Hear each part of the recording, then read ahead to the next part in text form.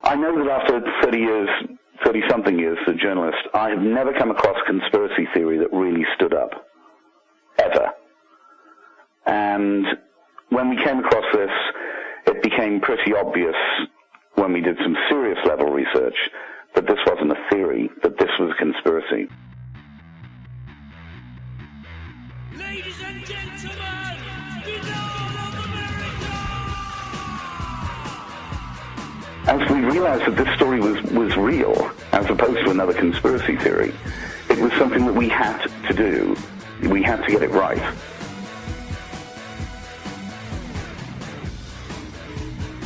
We're talking about, Tim, the biggest criminal gang in history. They walked through Europe, they stole every central bank's gold reserves, they raped and raided every single monastery, museum, anything they could. He told them where the treasures were. But it was also the treasure of what became Operation Paperclip. Part of that deal was this guy never sees the light of day again. So you make sure that he's kept very quiet. So much of the information that comes out is overshadowed by what strikes me as idiocy, stuff you can't prove. So we should go after this in as forensic a way as we can to tell the story of what really happened. And it's not the story we were told. Definitely not the story I was told.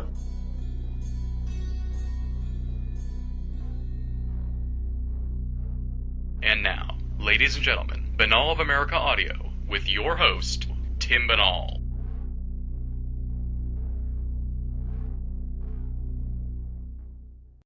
What is going on, my friends? This is Tim Banal of BanalofAmerica.com with another edition of BoAAudio Season 7. We have got an absolutely mind-bending edition of the program for you, my friends. This time on the program, we are going to examine one of the great mysteries of World War II as we welcome Gerrard Williams, co-author of Grey Wolf, The Escape of Adolf Hitler. In this expansive conversation, we are going to go in depth on the Hitler death hoax conspiracy, including why the mainstream version of Hitler's death is fundamentally flawed, how Martin Bormann played a critical role not just in Nazi Germany, but also in laying the groundwork for the escape plan years before the war ended. We'll learn about Hitler's likely journey to Argentina and his post-war life there, as well as the children fathered by Hitler and his ultimate fate years after the war ended. Beyond those details, of course, we are going to discuss some of the more obscure and tangential elements of World War II, including the extensive plunder of European art by the Nazis, how their poor organizational skills facilitated a victory for the Allies, and how there were actually plans by high-ranking Nazis to twist the war into a unified battle teaming with the Allies against the Russians. Altogether, it is a absolutely thrilling edition of the program, which will likely have you looking at world history in a whole new light as Gerrard Williams makes the case for the escape of Adolf Hitler. For those of you who are unfamiliar with Gerrard Williams, allow me to provide you with a little background on him. Gerrard Williams has been an international television journalist and filmmaker for over 30 years. After graduating from journalism college, he was hired by Viz News, the international TV news agency, where he spent 2 years before moving to Australia, working for ABC and Australian Associated Press, as well as being an independent radio news correspondent for 2 years. Upon his return to the UK, he rejoined Viz News, and after various jobs elsewhere in TV news, was eventually appointed deputy editor at Reuters Television. He has worked as a foreign duty editor at the BBC, Sky News, and APTN. Gerrard has worked and reported in over 65 countries, and has set up and managed/edited projects as diverse as Super Channel News, European Business Today for BSB Sky, breakfast editor at European Business News, and managing editor at Africa Journal. Altogether, Gerrard Williams has been responsible for hundreds of live hours of broadcast television.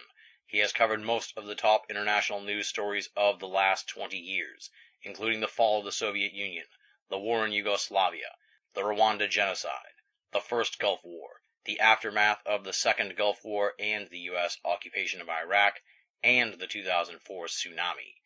He has recently made documentary films in Kenya, Argentina, and Albania, which have been broadcast by Al Jazeera International, SIC in Portugal, Channel 4 News in the UK, and Sky News. He is currently post-producing a major drama documentary, Grey Wolf, and is developing various feature film proposals. The website for the book and the film Grey Wolf can be found at www.greywolfmedia.com. Pretty simple, all one word, greywolfmedia.com. Check it out. And with all that said, let's get down to business, my friends, and rock and roll. This interview was recorded on April 3rd, 2012. Gerrard Williams, talking about Grey Wolf, the escape of Adolf Hitler, on BoAAudio, Season 7.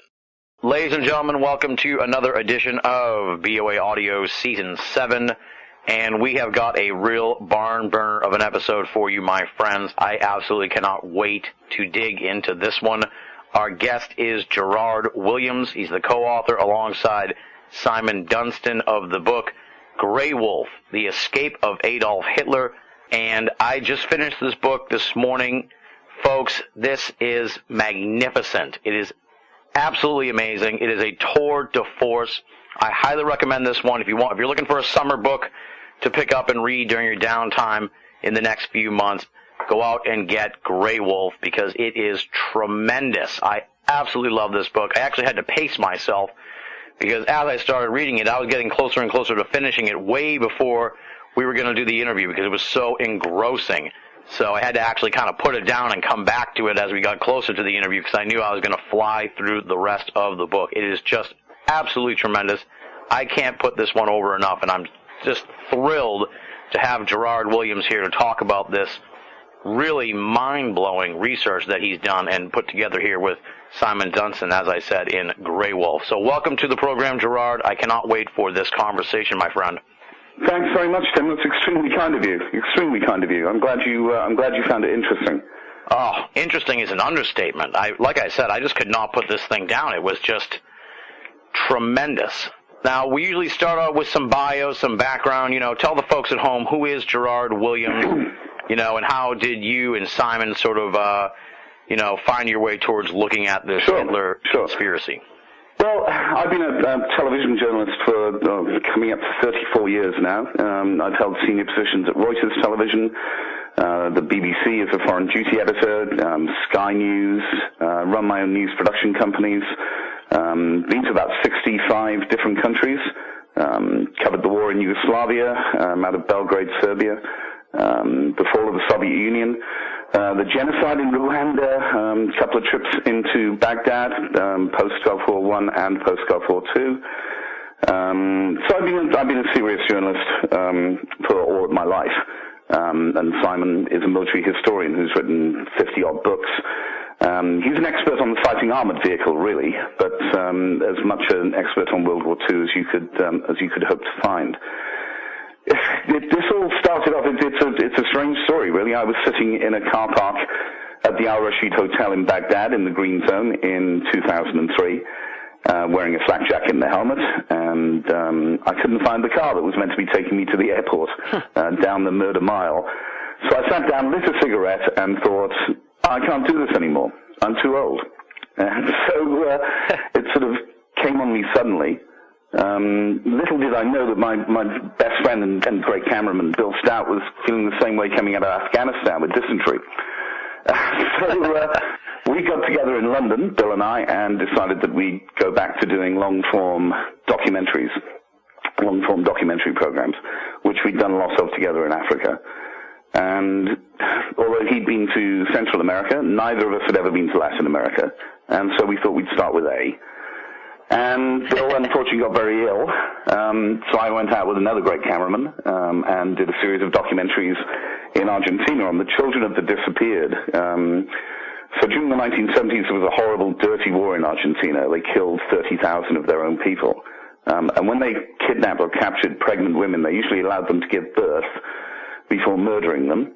And then their children would be handed on to members of the military or the justice, what a terrible word to use in this situation, to be brought up. So we did a long documentary on that.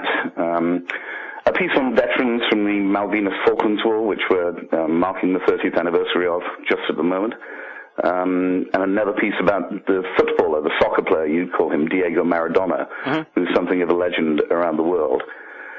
And while I was there, we were in country for 7 weeks, and fell in love with Buenos Aires, which is an amazing city, wonderful place. And was looking around for stories to come back and do. And I came across this story that is pretty well known in Argentina, that Adolf Hitler had escaped at the end of World War II and had gone to live in San Carlos de Bariloche, or very near to San Carlos de Bariloche, down near the Andes. And I thought, brilliant. I've never done a conspiracy theory story in my life. I could do with a laugh. And I'm going to look at it. And, I'm going to do a silly film about a man escaping who we all thought was dead in the bunker to Argentina and living there for 17 years. Unfortunately, or maybe fortunately, as we got further into looking at this story and started to look at the forensic evidence, or the lack of forensic evidence in the bunker, and the lies that were told, we started to realize that we were on something much more serious than a silly conspiracy theory story, but we were on something that was actually a serious conspiracy, what I think is the greatest confidence trick of the 20th century. And that's how it started out. It started out with us picking a country beginning with A in Latin America, and wanting to do a silly story because I'd done too many serious stories in my life. There you go. Yeah. Well, the book is exciting too, in a sense, for two reasons. Kind of that you sort of elucidated here in the bio part. You're a serious journalist, and I mean, with all due respect to the folks who've been on my show who are conspiracy researchers, a lot of them aren't as decorated in the world of journalism as you are. So here we have someone from outside the conspiracy realm looking at this, which is tremendous, which is what we need. And then additionally, this Hitler story, it's floated around in the conspiracy realm for a long time, but it's with the exception of maybe a handful of books. I think there was one book or two that came out. Like, usually it's relegated to maybe a paragraph somewhere, or a chapter if you're lucky, or a couple of pages in a conspiracy book. This is really flashing out the whole. They usually involve Antarctic bases. Yeah, exactly. Nazi UFOs on the moon, the Bell, and the incredible technology that the Nazis had at the end of the war, and all those things. And people immediately shy away, I think, from what I'd call the more left field approach to this incredible story. The reality is that there's no reason to go into left field. The information that you need to find out the truth about this was all published at the time, and is all there. And there are still eyewitnesses alive today who saw him in Argentina in the 50s. Exactly. This is like so grounded in reality that, as I said, it's just, as you get deeper into it, it's just really riveting stuff. Now, obviously, one of the things I really need to do always when I'm on a story is I need to walk the ground. You can't do this off a desk. Yeah. You can't do it off. Well, you do a lot of it off the internet and places like the National Archives in Kew. And I've been over to America a couple of times to talk to people and look at things there. But we've been to Argentina, Simon and I, 17 times. Wow. So we have distinctly walked the ground. We put our time in. We've spoken to people face to face, looked at the archives in Argentina, and it's something that I felt as we realized that this story was real, as opposed to another conspiracy theory. It was something that we had to do. We had to get it right because putting out a book like Grey Wolf immediately opens you up after my career to a huge amount of ridicule. From your peers and everybody else. Luckily, most of my peers that I have the respect for have now read the book after calling me a nutter originally. Have now read the book and have been swayed. I'm not sure they're convinced because it goes against so much accepted history. But they have distinctly been swayed, and people have stopped calling me a nutter, which is a nice thing. that's always a good thing, right? Yes, I hope so. Now, I guess let's sort of like dive into the book, because I took some notes as I was going along, and Sure. There's elements in the book that are certainly, tangential to the overall story that I thought were worth sort of bringing out into light as we discussed the whole book in general. And then one of the first things I thought was interesting is, like, early in the book, you talk about how there, below Hitler in the power structure of the Nazis, there was like always this infighting amongst Bormann and I may get some of these names wrong, so bear Sure. with me, but because there's so many different characters, but like Goebbels and Goering and the guy, all the like the number 2, number 3, number 4 guys, they're always sort of fighting each other to be the ultimate number 2, which I thought was really interesting. And you guys point out in the book that that's kind of how Hitler held on to his power, by always having these infights amongst his subordinates. And also that, contrary to what people may think about the Third Reich, a lot of their government institutions, I see in the book that you say, were massively ineffective. Yeah, a complete mess. Yeah. I mean, big government in the worst sort of way. Some of them were horribly effective. The racial part of it, the murder of 6 million Jews, was immensely effective. But a huge amount of it wasn't. And their military planning was poor in some ways, whereas, the Russians built one tank, the T-34, and it hammered its way through Nazi armor. The Germans built 30 different types of tank, and most of them specified like a modern BMW, whereas, a T-34 looked like the inside of a tin can, but it was effective. So they weren't very effective as either a political or in their military planning. I mean, they were effective immediately, but they didn't last, thank God. And the whole divide and conquer thing is something, that despots have used throughout history. You never let one of your subordinates get into a position of power where they could threaten you. And Hitler was quite clever about that. Right. And the main guy who kind of emerges from the book as like the key player to this whole thing is Martin Bormann. I mean, his fingerprints are all over this book. It's everywhere. Yeah, it's just, I mean, I'm sure to historians and people who are well versed in the story of World War II, they're knowledgeable about this guy. But for me personally, it was like, this is sort of like one of the most under-discussed characters in history, because it really seems like he was pulling all these strings. I mean, he's referred to as Hitler's secretary in a number of serious historical books. I mean, Bormann was much more than Hitler's secretary. Bormann was the power behind the throne. Hitler said that if he needed something done, it was Bormann who always got it done. Bormann was a criminal genius. They called him the Telex general. He never took military rank, so he didn't become a general or field marshal or, Obergruppenführer of the SS or anything. He always stayed as party secretary, head of the chancellery, and he never wore a flash uniform. He just stayed in the background. But as the war continued, especially from 1943 on, if you wanted to get to Hitler, you had to go through Bormann.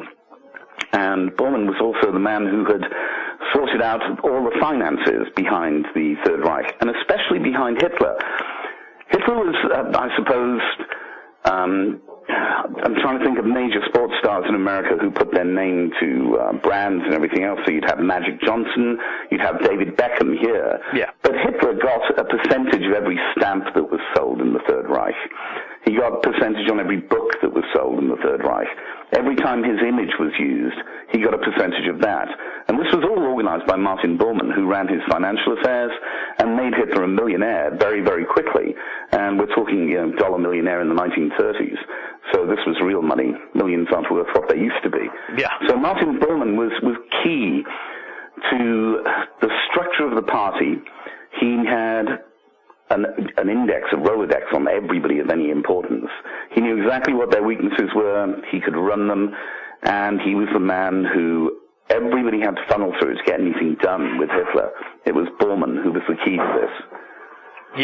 Yeah, just tremendous stuff. I was just completely like, emerges as you're going along in the book and just keeps getting more and more central to this entire plot, where it's just like, my goodness, like, they should have been looking for this guy. He sounds like he was really was kind of running a lot of the show in a lot of ways. And the great thing is, they did look for him. I mean, Bormann and Hitler was not ever found guilty of anything.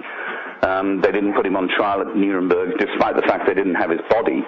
They had no forensics to say that he was dead. They didn't have Martin Bormann's body either, and Bormann had disappeared. But he was put on trial for crimes against humanity at Nuremberg, the International Military Tribunal, and was found guilty and sentenced to death. But one of the most clever things about this whole, what happened at the end of the war, is how people were seen to die. People were seen to be killed. People were seen to be buried. And yet, as you look at the forensics available to you, I mean, the great example for me is the Gestapo Obergruppenführer, the head of the Gestapo, Müller. Gestapo Müller, he was known as. He was buried by his family in Berlin in 1945, and they put up a lovely little headstone saying to our dear daddy and everything else. Well, when his body was exhumed in 1963, there were 3 different bodies in that coffin. 2 of them were female, or bits of female bodies, and another was male. But it wasn't Heinrich Müller. It wasn't the Gestapo chief. He'd set it up. And in the same way that, we propose, and we're pretty sure of, the fact that 2 people did die in the bunker in Berlin, but they were murdered. They didn't commit suicide. And they were lookalikes for Adolf Hitler and David Brown. So people who saw those bodies burnt saw what they expected to see. Yeah. It's also the same with Martin Bormann. He's supposedly dead in Berlin in 1945.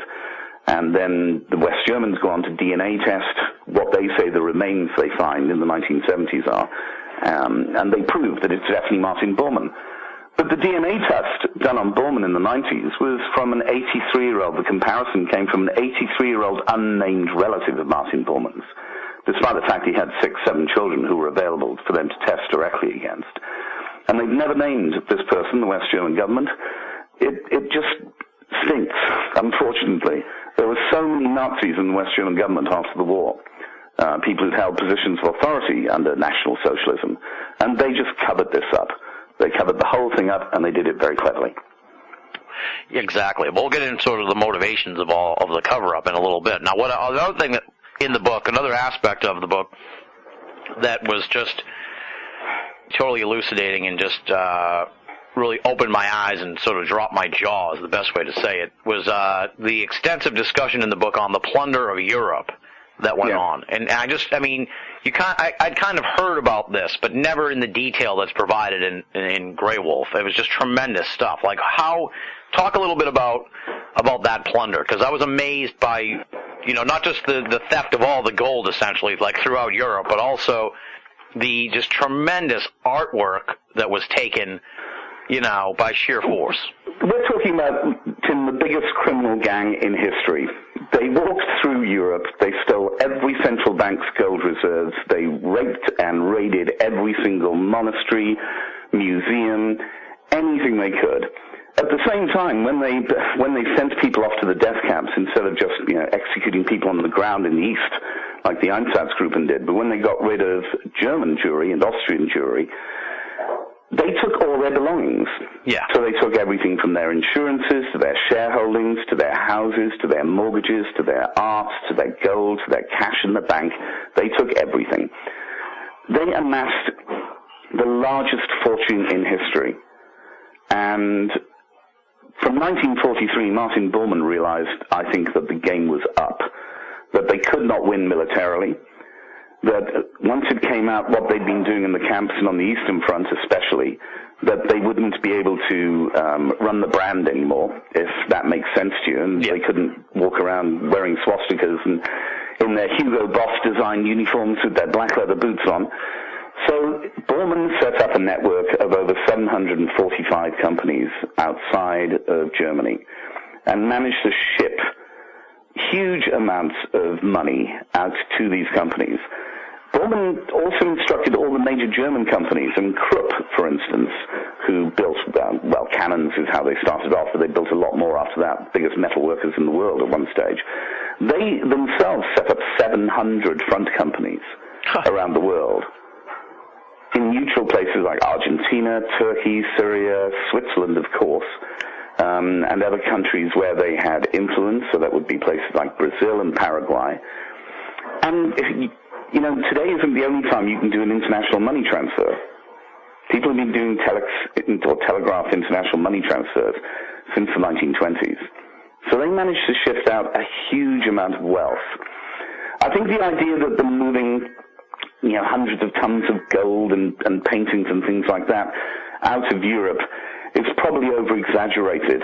But they did ship and move a great deal of material out, by ship from Spain especially. And we're talking about the wealth of occupied Europe. Yeah. A huge amount of which has still not been accounted for. At the end of World War II, I believe, and our researchers show us, that Martin Bormann, as part of the deal that he did with certain Americans to get himself, Hitler, and Müller out, he told them where the treasures were. And it wasn't just the treasures, for instance, in the Merkers mine, where there were everything from Rembrandts to Van Goghs to, Roman statues to gold, jewels, crown jewels, everything else. But it was also the treasure of what became Operation Paperclip. People like Werner von Braun, the man behind the V-1 and V-2 rockets, who was taken to America along with 120 of his colleagues and effectively put the United States into space and on the moon. Yeah. Now, Werner von Braun's a great example of how people can be changed. The man was a colonel in the SS, which was removed from his files so that he could become a naturalized American. He was an early Nazi Party member. He was responsible for the deaths of 8,000 civilians in Britain with his V-1 and V-2 rockets. But more importantly, he was responsible for the deaths of tens of thousands of slave laborers in the factories in Germany that produced those weapons. Yeah. This man went on to be lauded by the United States. He became a great American. His history was forgotten. And how can you forget that? How can that be done? But he was a treasure. He was part of the loot that was done as the deal to enable Martin Bormann to take his part of the treasure out of Europe at the end of the war and to continue his plans to rebuild Germany. Right, exactly, yeah. And you talk about the, like I was saying, it's just jaw-dropping when you think about the plunder. There's a picture on page 61 in the book that's just like, it looks like the end of Raiders of the Lost Ark. It's just yes, like all of these sacks of treasure hidden underground that they've discovered. And it's like, at first, looking at it, and I thought they were body bags. And then I read the thing, and I was like, no, that's treasure. Like, this is insane. So it's an amazing amount. So much disappeared. The whole amber room from Leningrad disappeared completely, which was a treasure, a whole room made out of amber for the Tsars. Yeah, I've heard about that. They've never found that, right? No, they've never found that. Goodness knows where it is, whether it was destroyed or whatever. But it's just one big example of the amount of material that they stole and took back to Germany. You hear stories all the time that there are still huge caches of material buried at the bottom of Lake Toplitz or in secret bunkers somewhere in the Bavarian Alps. Who knows if they're true or not? But what is true is that it was the largest theft in history, and most of it hasn't been recovered. Yeah. And I was just completely, I guess, amused almost in a way at sort of the way Hitler would have them take all these paintings and like the artists that he didn't respect or didn't like, he would throw out and would discard. And some of the stuff was like paintings that ended up being worth like millions and millions of dollars. He didn't like Picasso or Modigliani or any of the or Kaminsky, any of the sort of modern greats. That didn't suit the little painter from Austria. Yeah. It wasn't his idea of art. His idea of great art would have been Rembrandt and Wagner and things that probably don't have a huge market today, although you can still not buy a Rembrandt. They're too expensive. Yeah. I think there's an example like in the book where they sold one of them for like $4,000 or something like that, and then it ended up selling like in the 90s for like $43 million or something crazy like that. Yes. It was I wouldn't say they were great art critics. Exactly. As we're sort of going along here in the war and sort of setting the stage for the ultimate conspiracy, I also found it interesting. We talked about this a little bit earlier, but it's worth, I guess, bringing back around too. Is just beyond the government aspect of the Third Reich, just how inept the military spending and the research seemed to be. Because you point out in the book that they spent, it's estimated, $2 billion for the development of the V-2 rocket, which is what the United States spent on the Manhattan Project. And there was all this concern in the U.S., about how far along the Nazis were with developing nuclear weapons, and then later it was kind of found out that much to, the way Hitler ran things, they had numerous agencies trying to develop the nuclear bomb, including the Postal Service, it seemed. Which is insane. And I mean, one of their major mistakes, thank goodness, was to dismiss so much of it as Jewish science. Yeah. And, when you think of Einstein, you cannot dismiss them as just Jewish science. So, I mean, they made a huge mistake, a huge error, although they were close. I mean, I think we should realize that. They just weren't as close as we were, and they had more uranium than we had, but they didn't know how to use it. And that was, despite all this money that they spent on trying to do things, it was so uncoordinated that they didn't get off the ground. And thank goodness they didn't. I know, that's the feeling I got, reading the section here about the war. It's like, it seems like, the Western world was tremendously lucky that they were so inept, because if they hadn't been so, disorganized and so, careless with the way they ran the war, it could have been a completely different outcome. Completely, but I think, that the whole point of this is that it was run by a bunch of thugs. Yeah. A bunch of thugs and thieves. And while they were busy feathering their own nest, Goering would become marshal of the forests and of hunting, and he would take a license off everybody if they wanted to hunt in the German forests. He built himself, a huge art collection from stolen stuff, had wild parties, was a big user of cocaine. Himmler was off searching for the Holy Grail and the spear of destiny, and all these things. So, I mean, we're not dealing with sane people at the top. But we are dealing with some people at the top, including Martin Bormann, and I think Heinrich Müller as well, who is central to this story, who realized that these people were just not going to make it. They weren't going to end up working out. And so they worked out another way of working. Exactly, yeah. Well, they it seems like Bormann was, he was interested in Bormann first before he was interested in sort of, the cause, if you will. He strikes me as a strange mix. I think he was intensely loyal to Adolf Hitler. Yeah. He may not have believed everything that Hitler said, but he was intensely loyal to him. And I think that loyalty went, as far as to arrange his escape. But Bormann wasn't just interested in Bormann. I think Bormann was much more interested in the continuation of Germany as a major power. Yeah. And he recognized that it could never be a Nazi state, but that, there was an opportunity to come back after the war, and maybe he thought he could come back. Maybe he felt he wasn't as soiled as the other members of the senior Nazis, but of course they all were.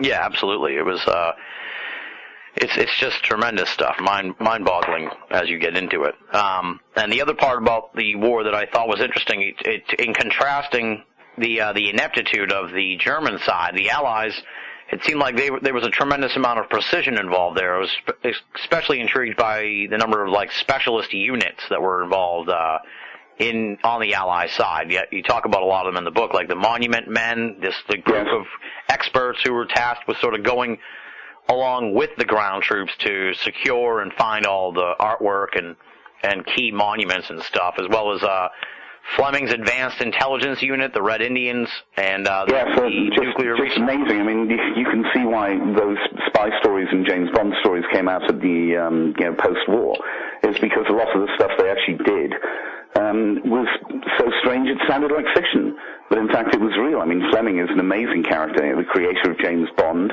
the writer of Chitty Chitty Bang Bang, and the man responsible for going in and collecting an amazing amount of technology, which, funnily enough, ended up with the Americans, not with the British.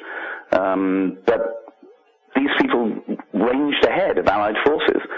They seemed to know where everything important was, which I find very interesting, is if they were being told by somebody inside the Third Reich, you need to come here, you need to pick this up, you need to get this before the Russians come. Yeah. And a lot of these missions were targeted. They weren't just thought of. And some of that will be down to us breaking Ultra, breaking the code network. But it can't all be down to us breaking Ultra. We must have been told. We must have been given a shopping list by somebody inside. Right. Well, throughout the discussion of the war in the book, it is sort of it comes up again and again that there were members of the Nazi Party and people in power in Germany who seemed like they wanted to do a flip on the war and end up teaming with the Allies to go after the Russians, which is insane as it sounds. You can almost see it. I think certain members of it, including Himmler, believed it up until the final days. I mean, Himmler was worried in the last days in the bunker whether he should greet General Eisenhower with the Hitler salute or offer him his hand to shake, because he thought that the Allies couldn't run a conquered Germany without his SS in place.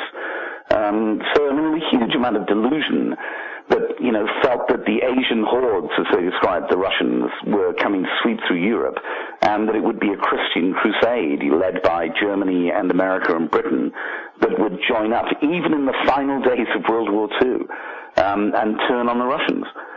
Thank goodness it didn't happen in the way that they wanted it to happen. But it was a completely idiotic idea that far down into the war that we could have become allies with them against the Russians. Yeah, but they still believe it. Yeah. There's so much going on under the surface of the war that I found out from reading the book that I was just like, what is there's so much more to this story than what you see on TV and everything. It's amazing. I think the thing that's annoyed me most, Tim, and I am sort of an angry middle-aged man, maybe a bit older than middle-aged now, good grief, but I'm angry that it's not the end of the war that we were told. Even if you take away Hitler and Bormann escaping, the end of the war that we were told was that we beat Germany, we won, we all came home set to heroes in Britain, and your guys, had to go and face the Pacific, but thank goodness that didn't last. And we won, and, we destroyed this evil of Nazism. It's not strictly true. That's the problem. It's not strictly true in any way, shape, or form. There are so many examples of how corporate America, what two presidents later went on to describe as the military-industrial complex, worked with the Nazis all the way through World War II, right? Which is something I find disgusting. Major firms like Ford, who manufactured a third of the trucks that took Nazi troops to the front to kill our boys. ITT, who owned 22% of Focke-Wulf, which produced aircraft, fighter aircraft, which went after the bomber armadas over Europe. IBM, which micromanaged with offices at Auschwitz and Dachau the computational side of the Holocaust. These are three major American companies, and they've been involved in Nazi Germany since the early 1930s. And they've stayed involved in Germany after the war. What has fascinated me, and we're finding out more material every day as we head into our second book, is that both Ford and ITT took the American government to court at the end of World War II because American planes had bombed their factories in Germany. Well, they bombed their factories in Germany accidentally. They were actually off the bombing lists, which is another part of the war that we don't know, or has never been really made public. But the Ford plants and ITT's Focke-Wulf plants, both supplying major amounts of material for the Nazi war effort, were off the bombing list. They were both bombed accidentally at the end of the war by American bomber groups. And ITT and Ford took the American government to court, and we got tens of millions of dollars in reparations from them. Oh, my goodness. It's scary. It's like you think that... Why would that happen? Yeah, could somebody explain that to me? I'm just shocked. It's almost like World War II signified almost the end of nationalism and a move toward this sort of like corporate world we're in now. It's like these corporations have no national pride or national allegiance. No, they don't. They're just interested in making money. Yeah. I think it doesn't come through as strongly in Grey Wolf. It will come through much more strongly in our follow-up book, which we're working on at the moment, is just how important these corporations were, just how important the military-industrial complex was, and how these people, with the help of people like Alan Dulles of the CIA, John J. McCloy of the World Bank and the governor in Germany, Eleanor Lansing Dulles, all people I think are central to this this conspiracy, how they ignored the wishes of the American people, how they ignored the wishes of their own presidents, and carried on and did what the hell they liked. Exactly. And that's wrong. It certainly is. In democracy, it's wrong. All right, so we've kind of established sort of what was going on here in the war, and I guess we should really get into the escape, if you will. So I guess talk about sort of what set the stage for that, which was, I guess, Operation Eagle Flight and Operation Fjordland, which was all organized by Bormann. He sort of, as you and Simon explained in the book, this was the groundwork. It wasn't just like Hitler up and left Germany out of nowhere. Like, this was all laid out well in advance how it was all going to go down. And it was laid out with lots of different possibilities, multiple possibilities, so that Bormann knew and Muller knew, and because these guys are administrators and they're not stupid, they knew that various things would not become available. And as it got later and later, with the Russians knocking on the door in Berlin very loudly, their escape routes became fewer and fewer that they could get them out of it. I mean, the thing that has amazed me, Tim, is that we haven't made any of this up. Time magazine reported that the Russians found a secret tunnel from the Chancellery building, not from the bunker, completely different place, but from Hitler's private quarters in the Chancellery building. And the Russians said that they found a deeper bunker, and from that bunker led an escape tunnel to the U-Bahn, the underground system in Berlin, which is still there today. And they found in this bunker enough food, water, ammunition, and clothing to last, 12 people 2 weeks or something. Oh, wow. And it was hidden behind a panel that had been moved and in the Chancellery building when they took it. There are BBC reports of embedded BBC reporter with the Russians as they arrived at the bunker, and they don't find Hitler's body or Eva Braun's body. In fact, they probably aren't even looking for Eva Braun because nobody knows that she's Hitler's mistress, apart from some very close personal friends who they knew as the Mountain People. They were handed 6 lookalikes of Hitler when they got to the bunker area. And after a while, they dismissed them. They dismissed one because he had darned socks. He had repaired socks, and they thought, well, the Fuhrer of Nazi Germany wouldn't be wearing repaired socks.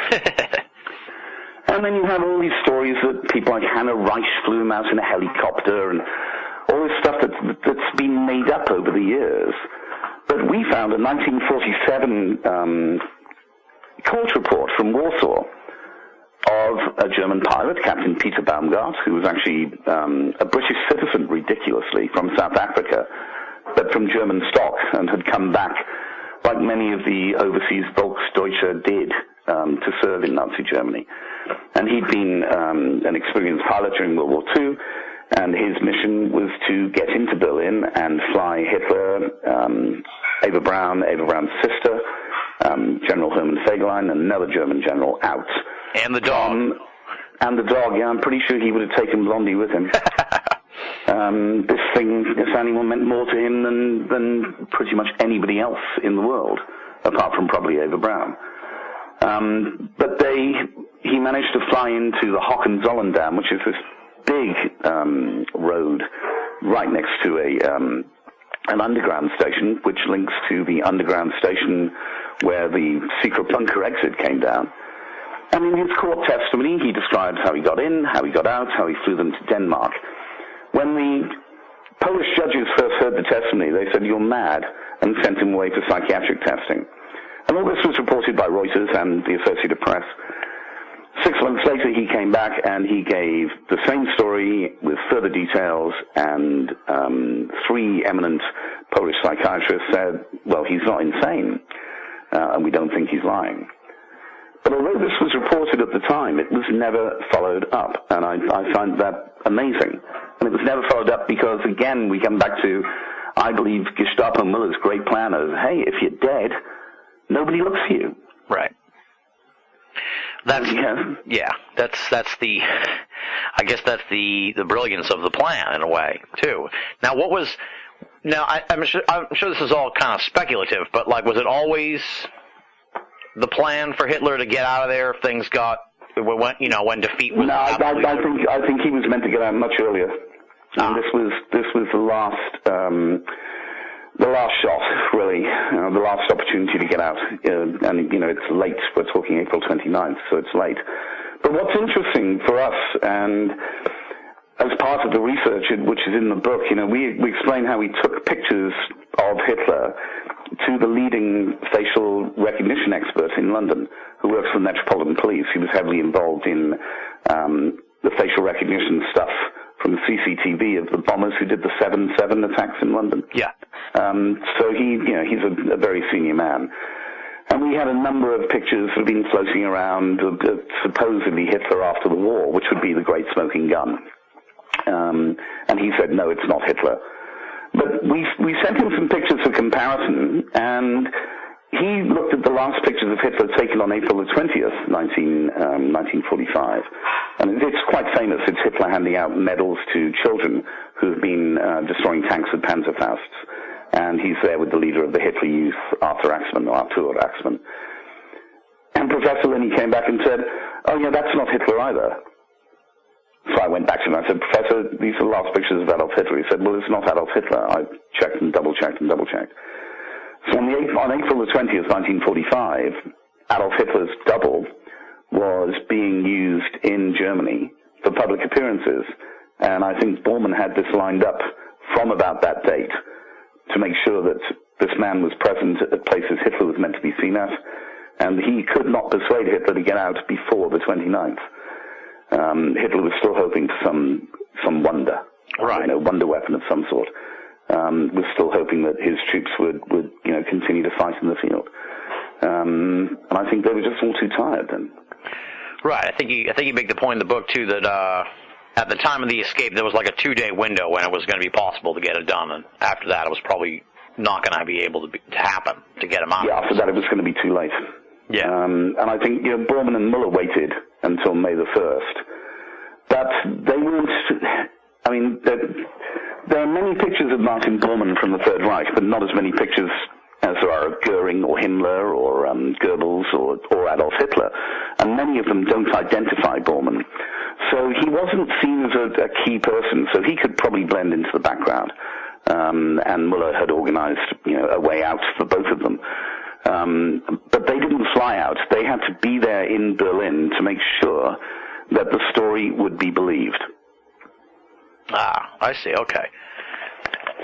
Well, because now we're kind of at a schism in a sense, where we have the story that you guys are telling, and then we have sort of like the official story. Let's talk a little bit about the official story, because for most people it ends in that bunker.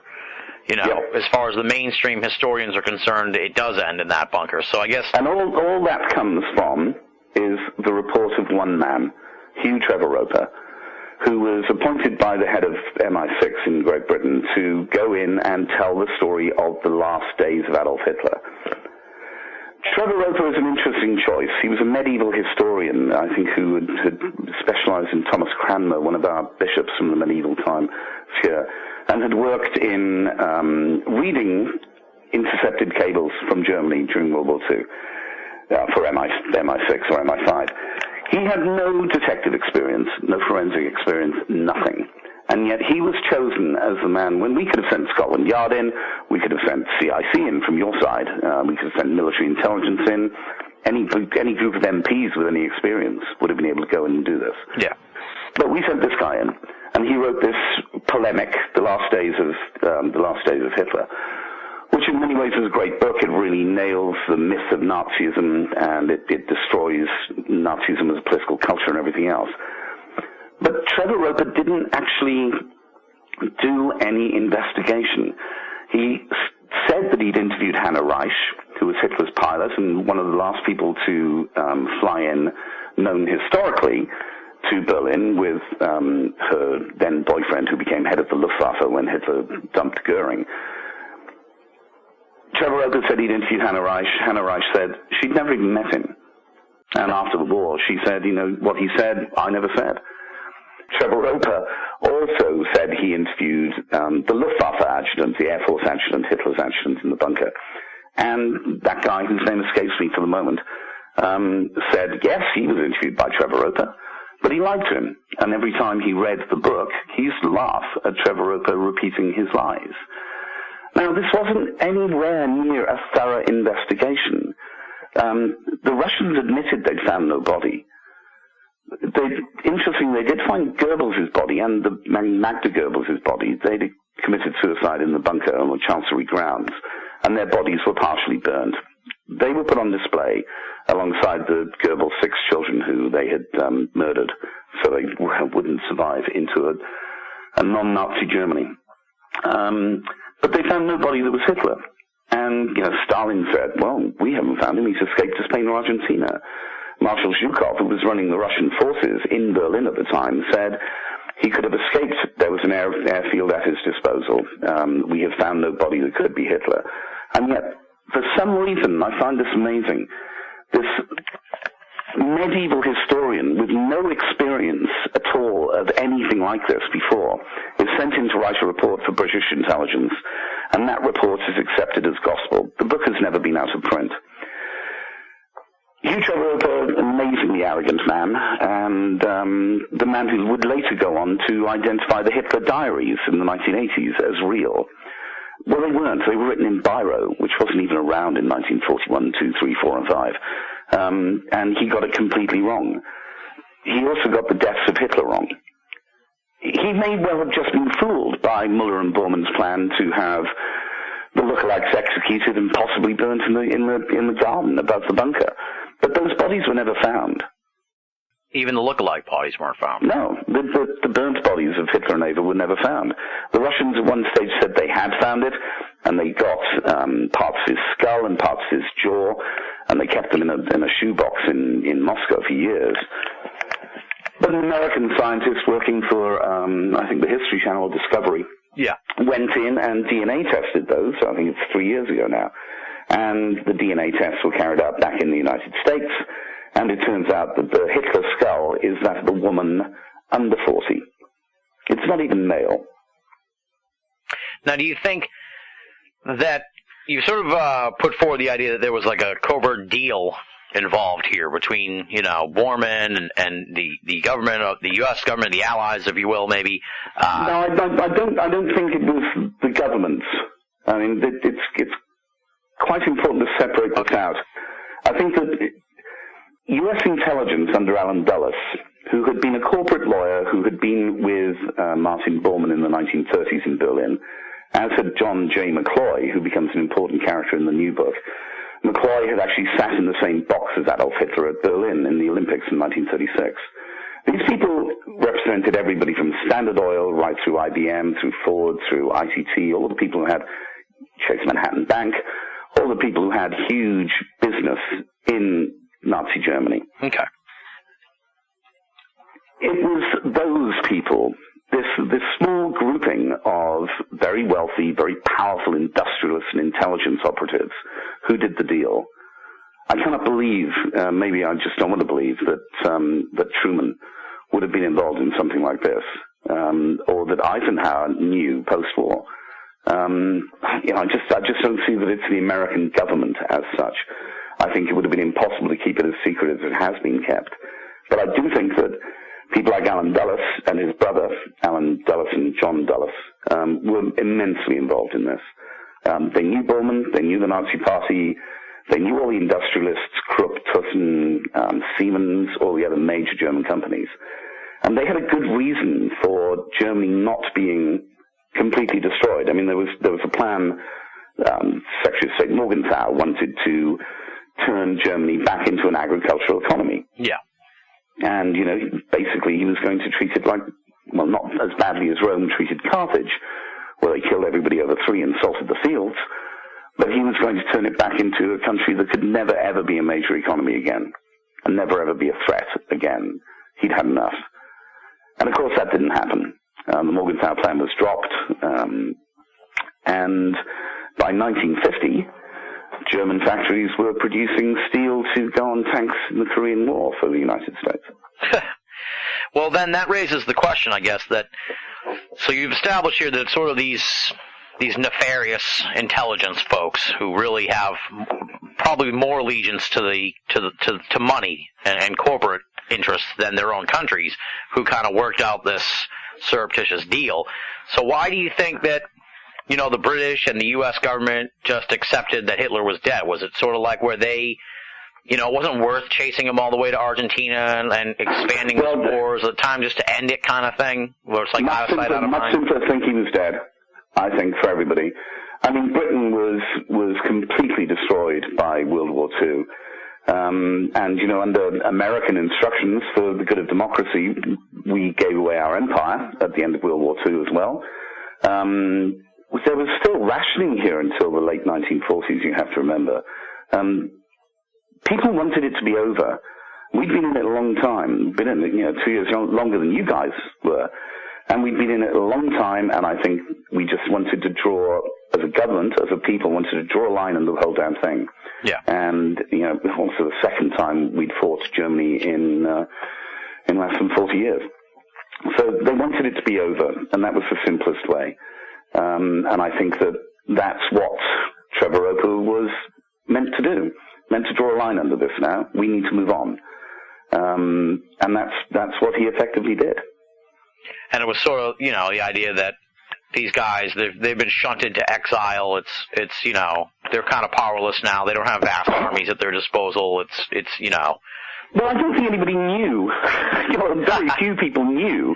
And the fact that they were in exile, in a place that had been prepared for them since the 1930s. I mean, Argentina, although it's a wonderful country today, in the 1930s it was the only place outside of Nazi Germany that had its own Nazi party, with a swastika and surrounded by a cogged wheel. I've got amazing footage from the Department of Defense, your Department of Defense, from 1938, when the Anschluss happened, when Austria and Germany were merged into the new Greater Reich. And there are 30,000 Nazis in Buenos Aires at Luna Park celebrating this. It looks like a Nuremberg rally. We know from captured documents that were found after the war that Juan Perón and Eva Perón had both been in the pay of German military intelligence since 1941. The Nazis funded the coup in 1943 that brought the colonels and then Perón to power. I mean, they'd set it up brilliantly. So although they went into exile, and they didn't have all their troops left, or their weapons left, they had a base they could work from, and Bormann realized very soon, I think, definitely by 1952, that the way ahead was to become an economic power. Right. Not to have people marching behind flags. That was never going to sell again. It's simply never going to sell. Yeah. All right, so that, and then I guess it goes, from the government down just to the people. They just, as long as they're told Hitler's dead, they can get over it. They don't really, they're tired of this war and everything else. I think so. I mean, it's quite interesting. There are pretty substantial FBI files on the hunt for Hitler. And I think that Director Hoover, for all his foibles and individuality characteristics, I don't think Hoover believed it. In fact, I'm pretty sure Hoover didn't believe it. But, the FBI was moved out of foreign operations in the 50s. They had the Un-American Activities Committee to worry about, and all the communist spies and threats in America at that time, real or alleged. And CIA took over operations overseas. Yeah. And, of course, we all know who ran the CIA at that time. Exactly. So it all comes back around to how this all was made possible. So that's sort of like the official story here, and it's been accepted ever since, which is really kind of sad and just troubling that, this turn of history, this incorrect turn of history very likely is still believed by 90% or more of... No, I'd say 99%. Yeah. I mean, the thing that's amazed me, Tim, as we've gone through this, is so much of this was reported at the time by proper journalists, by Reuters and Associated Press journalists, by United Press International journalists, by good writers, by extremely good writers writing for everybody from the New Yorker to the Chicago Sun-Herald. And yet all that seems to have been swept away by historians who I think generally are quite lazy people. I hate to say this. But once it's been accepted that something like Trevor Roper's book is monumental, is the source text to go by, you suddenly have them treating this as if it was the Bible or the Quran. It cannot be wrong. It should not even be questioned. And that's amazed me, is the number of attacks I've had on me, not physical, but a number of attacks I've had, and Simon has had, for even daring to revise this history, to look at it, and to report what we found out, has been amazing. How dare we say that the German government would lie to us? I mean, for me, I'm sorry, as a journalist, I know governments lie all the time. Yeah. I mean, I think Iraq is my favorite lately, weapons of mass destruction. What weapons of mass destruction? Exactly. They weren't there. And, that's not the only time. In our country, we have, a thing called Bloody Sunday, when 13 people were shot dead in Northern Ireland back in 1969. All were said to be IRA gunmen. And they were shot dead by paratroopers on the streets, trying to, quell civil unrest at the time for terrible religious reasons. Well, 40-something years on, the reports on Bloody Sundays come out. There was no trace of any of those people carrying weapons. None. In fact, none of them did carry weapons that day, and none of them were members of the IRA. They were all civilians shot dead by our paratroopers. It's taken 45 years for that to come out. And that's one incident in Belfast, Londonderry, I think, in one town in Britain. And they managed to cover it up for years and years. Yeah. Okay, so like I said, that's the mainstream version of what happened with Hitler. But as explained in Grey Wolf, there is very, very likely a more true story, or very likely a different story of what happened to Hitler, and that's Operation Fuhrland, which is to get him out of Germany and get him to Argentina, which is a tremendous, as you said, as you explained here, a tremendously pro-Nazi country. They're very at the time, and very German. I mean, they had a huge German community there, and it had been bought. It had been bought and paid for by Martin Bormann and his representative there, Ludwig Freude. They had a bolt hole to which, after the war, more than 30,000 people went to. And Peron issued 10,000 passports. My goodness. All real Argentine passports issued to Nazis and people fleeing Europe. We're not talking a couple of hundred escaping. We're talking 30,000 escaping. And these aren't just Germans. They're, Croat Nazis and Belgian Nazis and Swedish Nazis and French Nazis. But they're mainly German Nazis. And some of them incredibly senior SS generals and Waffen-SS generals and concentration camp doctors are sort of, they're the evil ones that people can get a handle on, like Mengele, this mad psychopathic experimenting murderer. Yeah. But it's the people who were mid-level, colonels and lieutenant generals and people like that. Important figures in all the Reich ministries who made it out to Argentina. Not all of them stayed there. A huge number of them went back to Germany. They'd taken off their uniform, they put on a suit, and they went back to doing what they did before the war. Unbelievable. Well, I guess detail... I wish it was, Tim. I wish it was unbelievable. I wish we didn't have the facts available to us. Absolutely, yeah. Available to us. Yeah.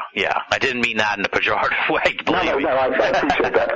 But, I mean, Tim, this was my first reaction when we came across all this. Yeah. But it was unbelievable. Crazy, yeah. Well, detail Hitler's journey from Berlin to Argentina, because it's not as simple as he got on a plane and flew right to Argentina. I mean, there's a tremendously harrowing trip inside of a submarine that I don't think I could do. So, I mean, I'm with you there.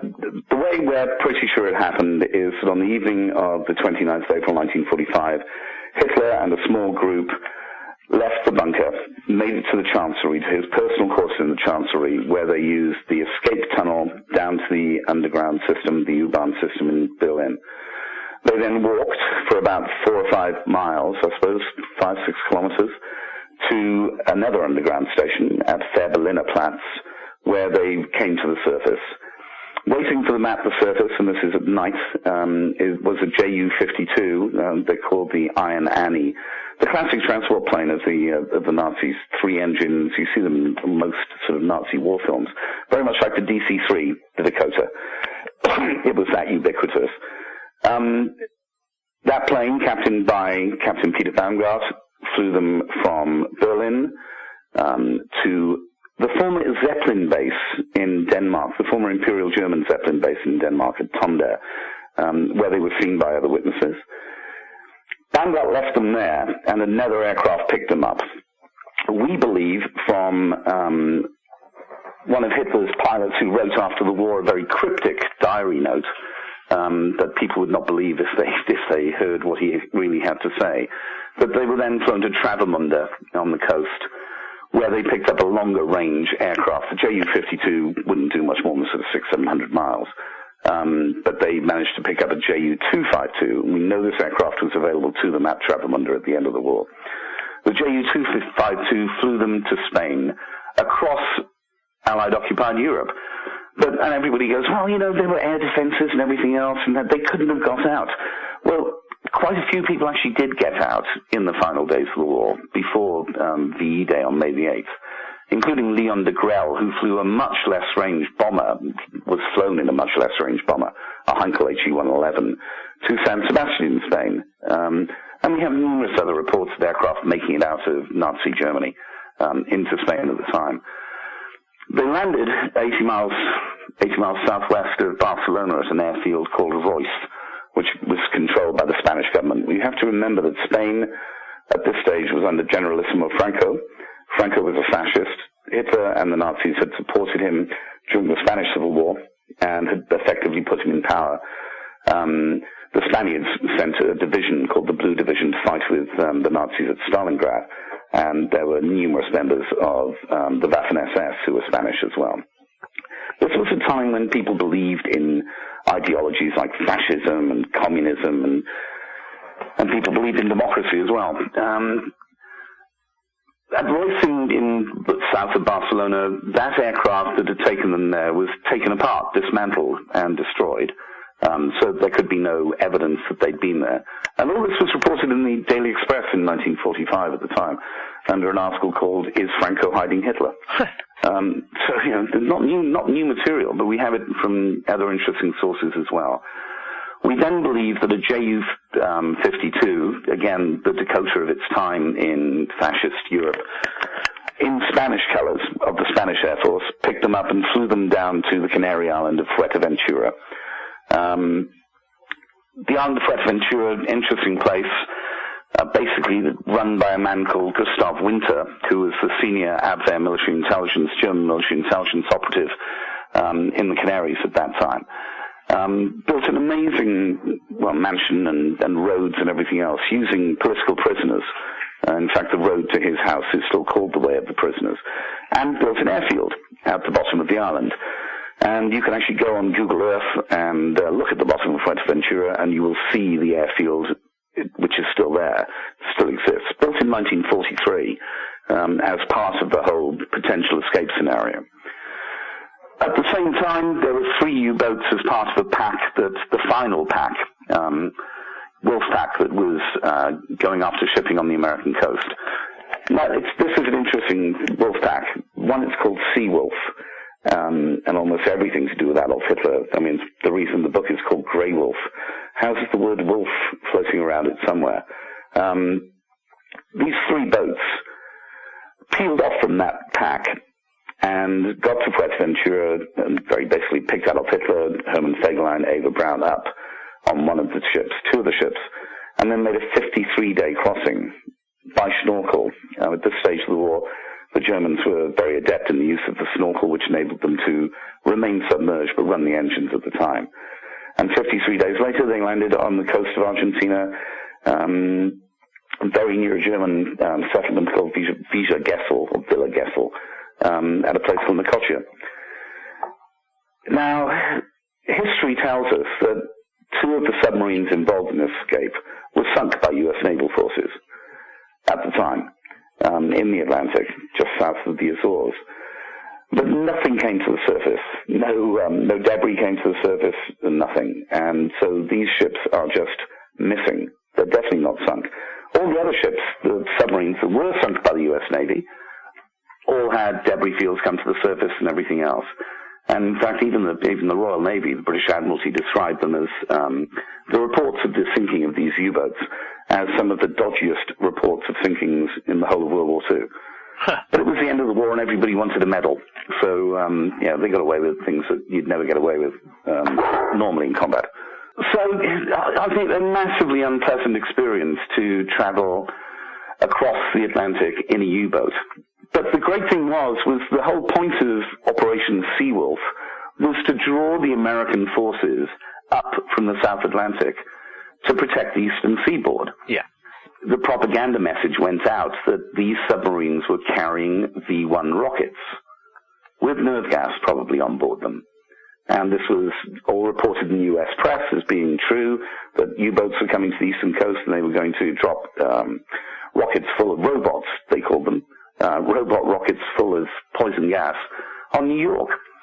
And in response to this supposed threat, which actually wasn't true, you couldn't get a V-1 on a U-boat until much later. The Americans managed to do it. So they pulled up the whole of the fleet to protect the eastern seaboard, giving the submarines free rein in the South Atlantic straight across. There was nothing there even looking for them. Again, it's this great thing, they're sunk. Well, two of them are sunk. The other one actually did surrender off the coast of Argentina later on. U-530 and U-977, two submarines that really made it, really were reported by the press to have made it to Argentina post-war. What they don't mention is the other two. Right. And it's the other two that we have police and Coast Guard reports from Argentina at the time, which show that these submarines arrived off the coast, that passengers disembarked, and were met by Nazi sympathizers. A very short while later, we have reports of Hitler at a ranch called San Ramon, which is owned by the Chamboulip family, which are German ambassador to Chile. The Nazi ambassador to Chile owned the property. And we have eyewitness reports from that property in 1945 of him and Ava being there. Who are you calling? The press. This is big news. Sound barrier's finally been broken. No, sir. No press. What? No word of this is to go beyond the flight line. What's going on here? This is big news. We need coverage of this. No, sir. Sorry. No press. Those are orders. National security. But the war's over. You're listening to Banal of America Audio. Well, look, pal. Maybe they don't want someone to know. Who? The Russians, maybe. The Russians, they're our allies. Well, anyway, someone figured it out that way. And that's the way it is.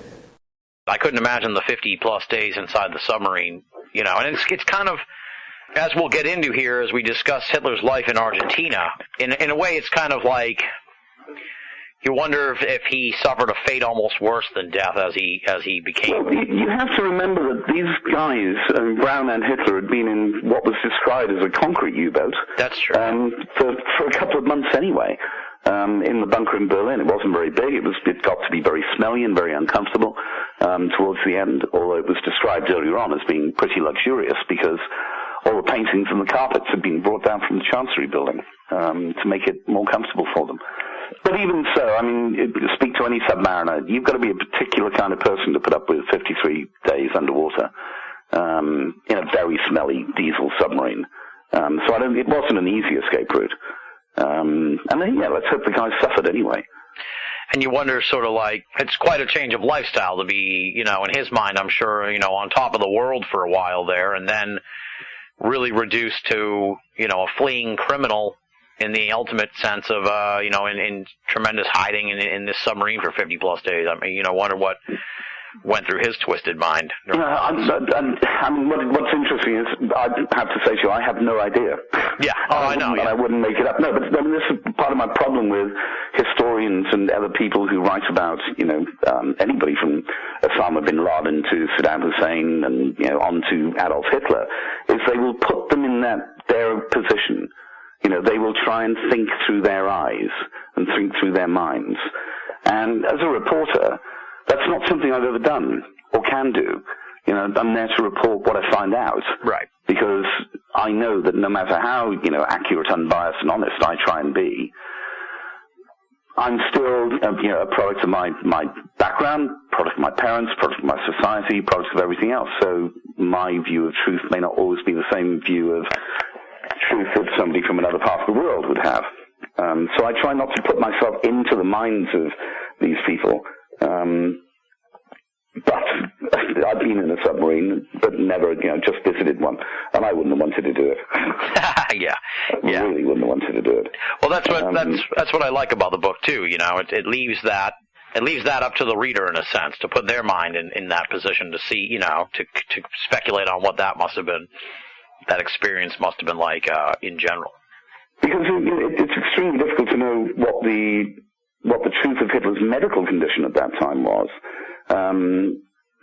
People will say that he had Parkinson's. Well, I can find no evidence to suggest that he had Parkinson's at all.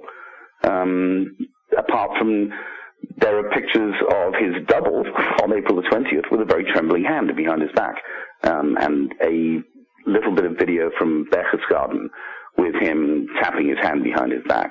But we know the man on April the 20th isn't Hitler, so the man with the trembling hand isn't Hitler in those pictures. Right. Whether it's him in Berchtesgaden, I don't know. We know he had terrible stomach problems, was being treated for those, which couldn't have been nice on a submarine. Oh, jeez, no. No. And, we also are told by various people in the bunker that Ava Braun was in the very early stages of pregnancy again. So, first trimester, probably not going to be too bad, but still not going to be comfortable being the only woman on a ship of 55 smelling men. Yeah. And you get the dog down there, too. And the dog down there, too. And people go, well, you wouldn't have no dog on submarines. Well, there were lots of dogs on submarines, and Royal Navy people. One had a goat on a British submarine. Plus parrots and everything else you could ever hope for. Monkeys they would take back to Britain.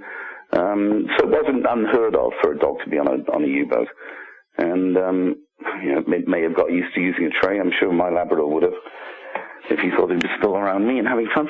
So we've established here, Hitler, he's in Argentina now. He's got Ava Braun with him.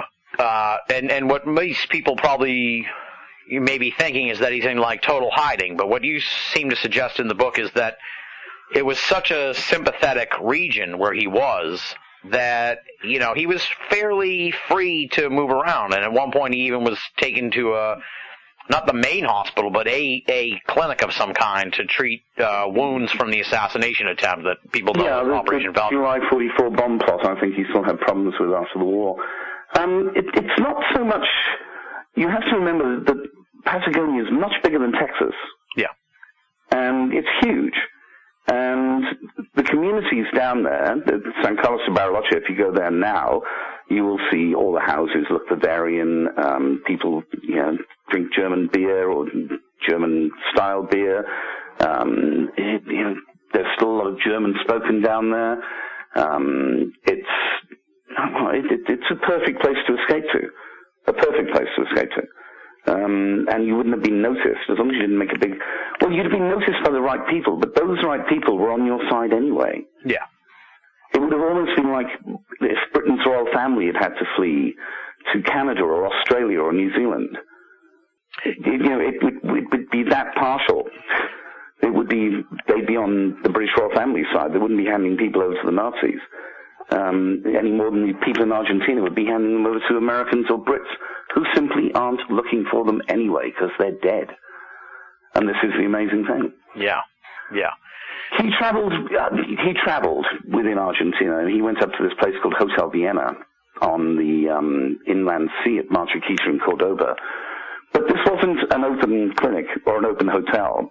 It had 30 security, all of them German. It was run by a German officer, and it was built in one of the most obscure places you could ever think that a major hotel come health spa hospital would be built. I mean, it's an amazing place. I've been there. It's a wreck now.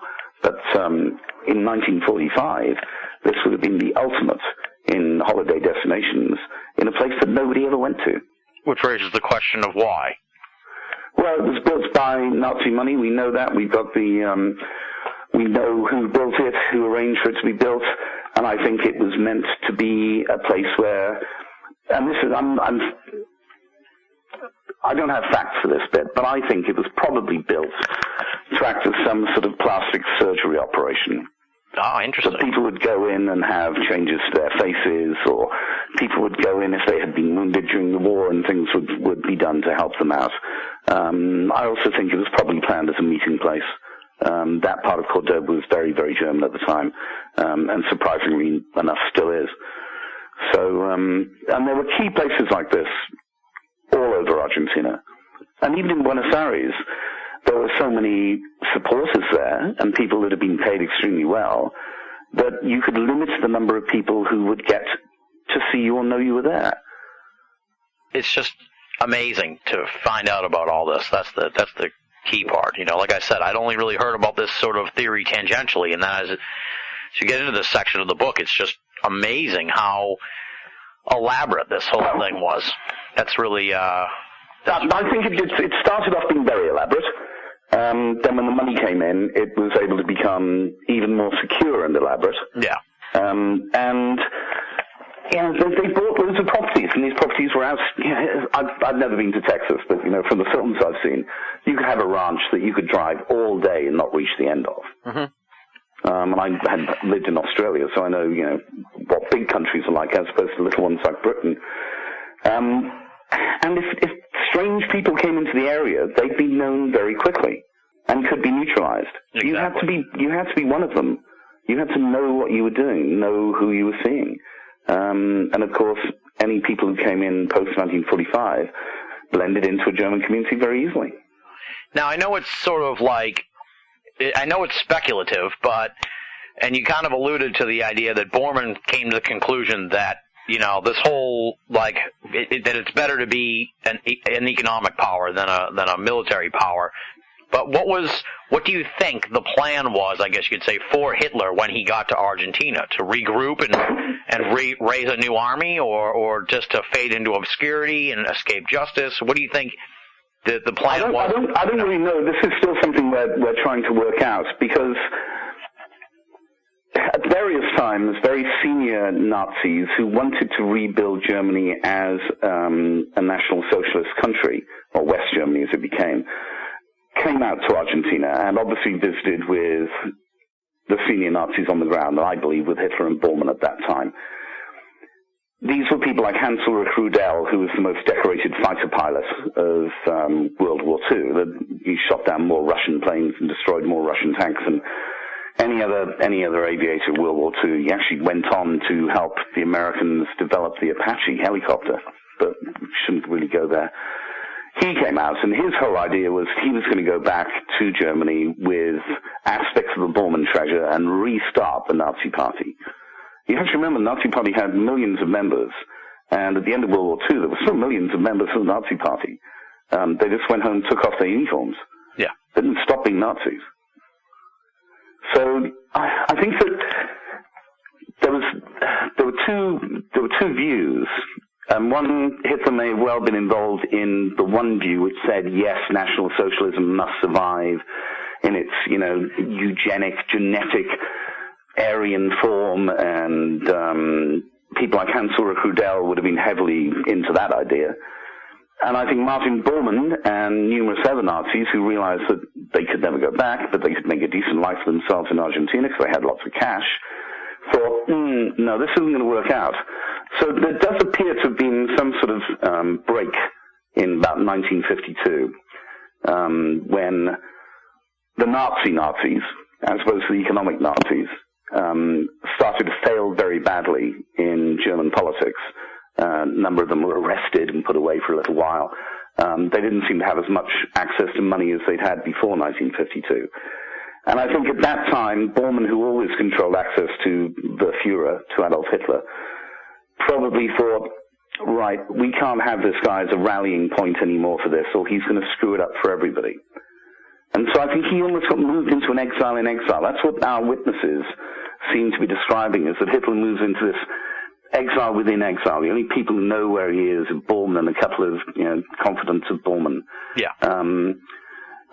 From information that we've received, it seems that Eva Braun left him at that stage, 52, 53, and took the two girls to live in another town in Argentina where they were brought up. Right. Yeah, I have that in my notes, that she eventually is just bails on this whole thing, which is surprising. I think so. I mean, that they let her get away, I guess you could say, in a sense. No, I don't think they let her get away. I think she may well have had a word with Borman and said, look, you can do this to him, but they're not looking for me. And they're definitely not looking for the two girls. Right. So, why not just let us go and live out our life some way and have some sort of a life? She was much younger than Hitler. I mean, he was, 56 in 1945, and she was still in her 20s. And maybe she just got, I'm speculating, maybe she just got bored. Maybe she'd had enough of living in the back of beyond. I mean, she was a bit of a party girl, Eva Braun, who loved tango as well. I mean, she loved tango all the way through. So, I think that speculation, I think she'd had enough.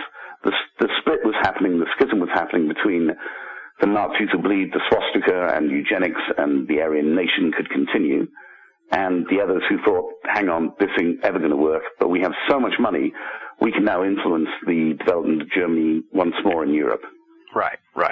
Exactly, yeah, that seems to be the case from reading the book. That, as you said, these guys, they got developed into their own lives and jobs and things in Argentina and beyond, and the cause kind of fizzled out for them too. So like sort of that whole thing, because Hitler wasn't really rallying all these people. He was sort of at best maybe a figurehead in hiding amongst who was left, and that's really all he had left. That's all he had left, and it would have been, I think, Borman and whoever he did the deal with, Dulles and his cohorts in America, part of that deal was, this guy never sees the light of day again. Yeah. Yep, you want to survive. We want all the industries to keep on working. We want our finances to continue working. We want to make a profit. And he blew his chance. He muffed it completely. So you make sure that he's kept very quiet. And yet reports did come out of his presence in Argentina. There are newspaper reports all the way through this period. Little bits here and there which saying, Hitler is in Argentina. And of course we have interviewed, met, and found in other places eyewitness reports of him being there. Right. And a lot of these have come out since Argentina stopped being a fascist dictatorship as well. So people aren't as scared as they used to be. You have to remember, this was a military-controlled country for a very long time. Apart from Perón's stints as president, as the leader, when it was a classic fascist autocracy. In between time, it was run by generals. Right. This wasn't like a free country where people could do whatever they Not want. really. No. And they managed to make 30,000 of their own disappear in the 1970s. It wouldn't have been difficult to make people disappear before that. Right. Well, it's interesting too. In the book, you say that there are some FBI files on Hitler in Argentina, including like a detailed report from someone who saw him at a ballet, I think, in Argentina. But a lot of the files on Hitler in Argentina are still top secret after 50 plus years, which should tell people something. We can't get hold of them, and there are files here which have been stamped for another 50 years as top secret, which are central to the nation's interests still, which I don't understand 65 years on. I really don't understand it. But there is a mountain of paperwork, both in the US and in Britain, that has been continually stamped top secret and not available to anybody. And this is despite Freedom of Information Acts there and here. Still, a number of them are not released. And the ones that are released are heavily redacted, to use a word that has been coming to common parlance, especially over in this country, since all the WikiLeaks material happened. But, redacted just means that somebody's put a pen through it, a big marker pen. So they've taken out names, dates, locations, contacts. Even on the material that's been released, it's still heavily redacted. I mean, you can see some of them reproduced as facsimiles in our book. And, for instance, the man who saw them at this small ballet performance in a town called Cassino in Brazil, on the Argentine border with Brazil, his name, he was supposedly a French security man, French resistance during World War II in Paris. His name isn't there, so we can't double check that source, which is incredibly irritating. Oh, absolutely, yeah. And like we both kind of just saying, it's mind-boggling that this information is still considered secret after all these years. You wonder why, in the sense that maybe the U.S. and Britain, they don't want to admit that they, quote unquote, got it wrong about Hitler. So there's a very brave researcher in Germany at the moment, who had been working on the Eichmann story. And she has continually put in freedom of information requests to the German government for release of the files on Eichmann. And they refused. And she eventually got them through court. And you can imagine how expensive that process is. Yeah. If you're trying to do it as a freelance journalist, without the support of a government or a major corporation or a major newspaper. But she eventually got them to release them. And it shows that the Germans, the BND as it was then, the German Security Service, and the CIA, all knew that Adolf Eichmann was in Argentina in 1952. Knew his name, his address, who he worked for, what his children ate for breakfast, and what his wife did. And this is the man who was, the architect of the Holocaust, the man who the Israelis eventually went and picked up after they'd been told about him repeatedly. But they eventually went and got him. And, executed him in Tel Aviv in 1962? I think 1962, after putting him on trial. But there is so much information hidden. Why would the CIA, and, well, I can imagine why the West Germans wanted to hide it, because he knew all the names of the people in the West German government and security services who'd been SS. Yeah. Who'd been members of the Nazi Party. But why would the CIA hide Eichmann? It boggles the mind. It really does. Maybe for the same sort of reasons, I guess, not to keep all this under wraps. Yeah, exactly. Yeah. Exactly. By that stage, America was heavily involved in German industry again, and profit. Yeah. Now, just to bring the story, I guess, full circle on Bormann, he ends up in Argentina as well after a couple of years, I think, right? Hiding out in Europe still? Yeah, we're pretty sure from the reports of a British intelligence officer who was videotaped in the 1990s that Bormann came out of Italy around 1947, December 1947. We also have information from two people who've been vilified in publishing, which not by everybody. Ladislas Farrago, who I think is an amazing journalist and author, and Paul Manning, who was a great CBS correspondent, who both wrote books, extensive books on Martin Bormann and his existence in Argentina after the war. Aftermath, Martin Bormann and the Fourth Reich by Ladislas Farrago is incredibly detailed, has wonderful documentation, and it's a very serious work. Paul Manning's book, Martin Bormann, Nazi in Exile, is a very good book. Sadly, Manning doesn't give any of his sources and writes it in a pure journalistic style, which has not made it acceptable as a historical document, which is unfair to Paul Manning's memory. The guy is a great reporter. And interestingly enough, a lot of the Manning stuff and the Farrago stuff coincide as well. And they also coincide with detailed information that we have from Argentina, that we've got from our own researchers. So Bormann gets to Argentina in about 1948. And is a bit annoyed, really, with the Perons, who have spent a fortune. Right. A lot of his money. I love that part of the book, too, because he gets essentially double-crossed by the Perons, who take 3/4 of his fortune, of this massive fortune, and leave him with still quite a sizable amount of money and everything. But yeah, no, it's still pretty sizable, and there are all the investments in the neutral countries and things that they can't get their hands on. But in terms of portable money, let's put it that way, they took about 3/4 of it. And this is something that was reported at the time by the Catholic Intelligence Agency, and the documentation has been reproduced not just in Farrago, but also by the French newspapers. Le Figaro at the time produced it, and I'm pretty convinced that their information is serious. But yes, I mean, no one amongst thieves, I think, Tim, is the phrase. Exactly, yeah. And Eva Peron especially just threw it at the masses. Her descamisados, the shirtless ones.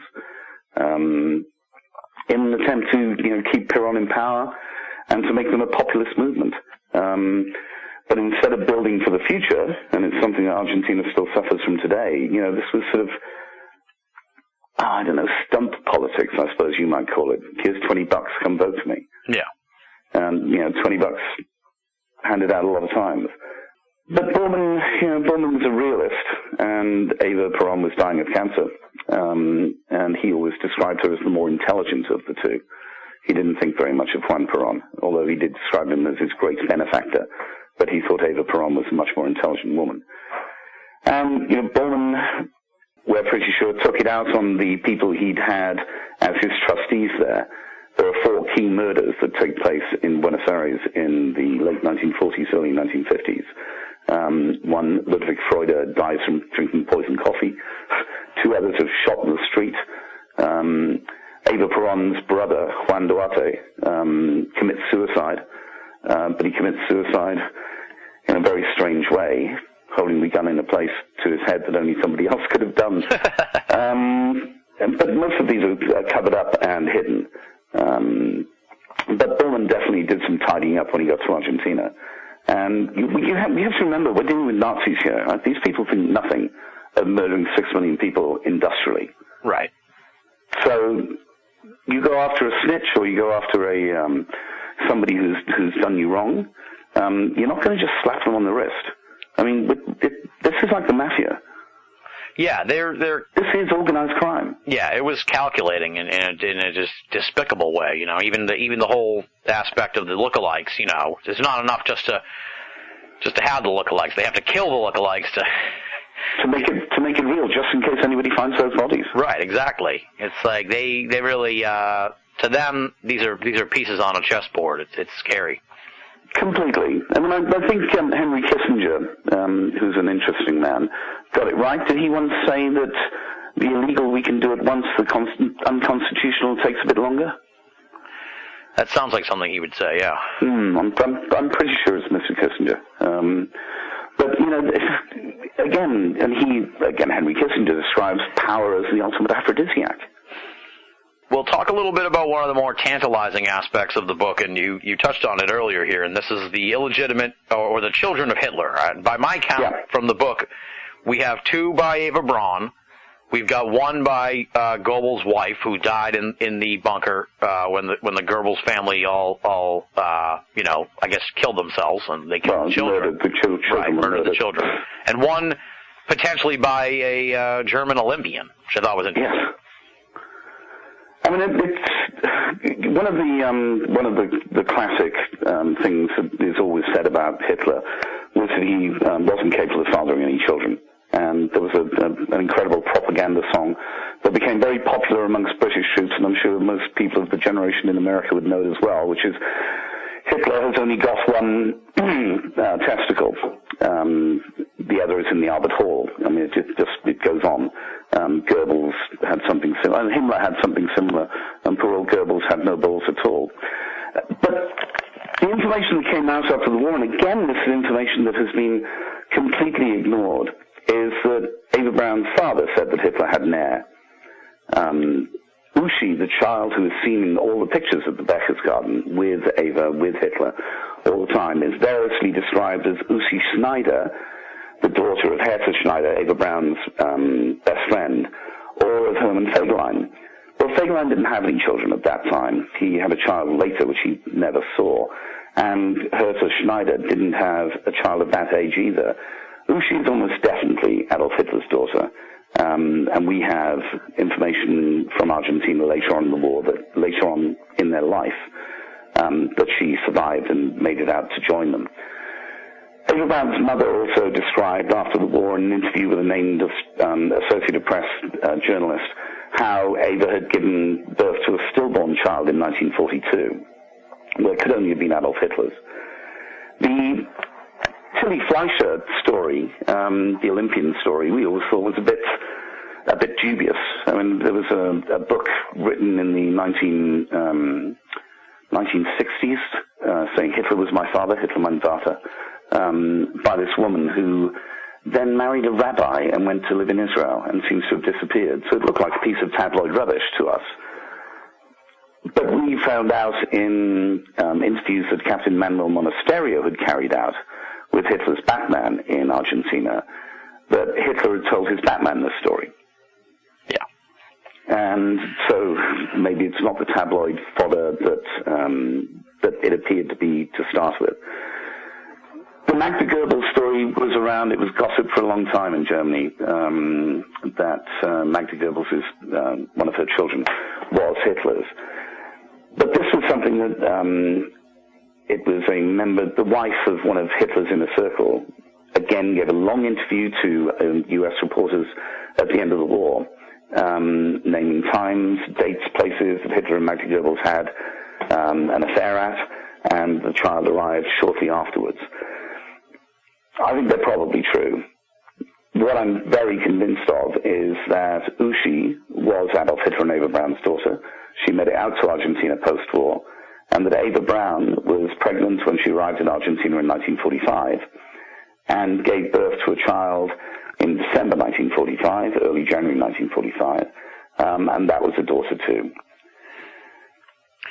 So what we're still tracking this down. That's what I was going to ask you. Yeah, I mean, because I think in the book you suggest that Eva Braun died in the year 2000, roughly, and so I mean, it would stand to reason that the offspring of Hitler and Eva Braun are they still running around somewhere, or maybe they're the next generation. No, well, I mean, they'd be in their 70s now, right?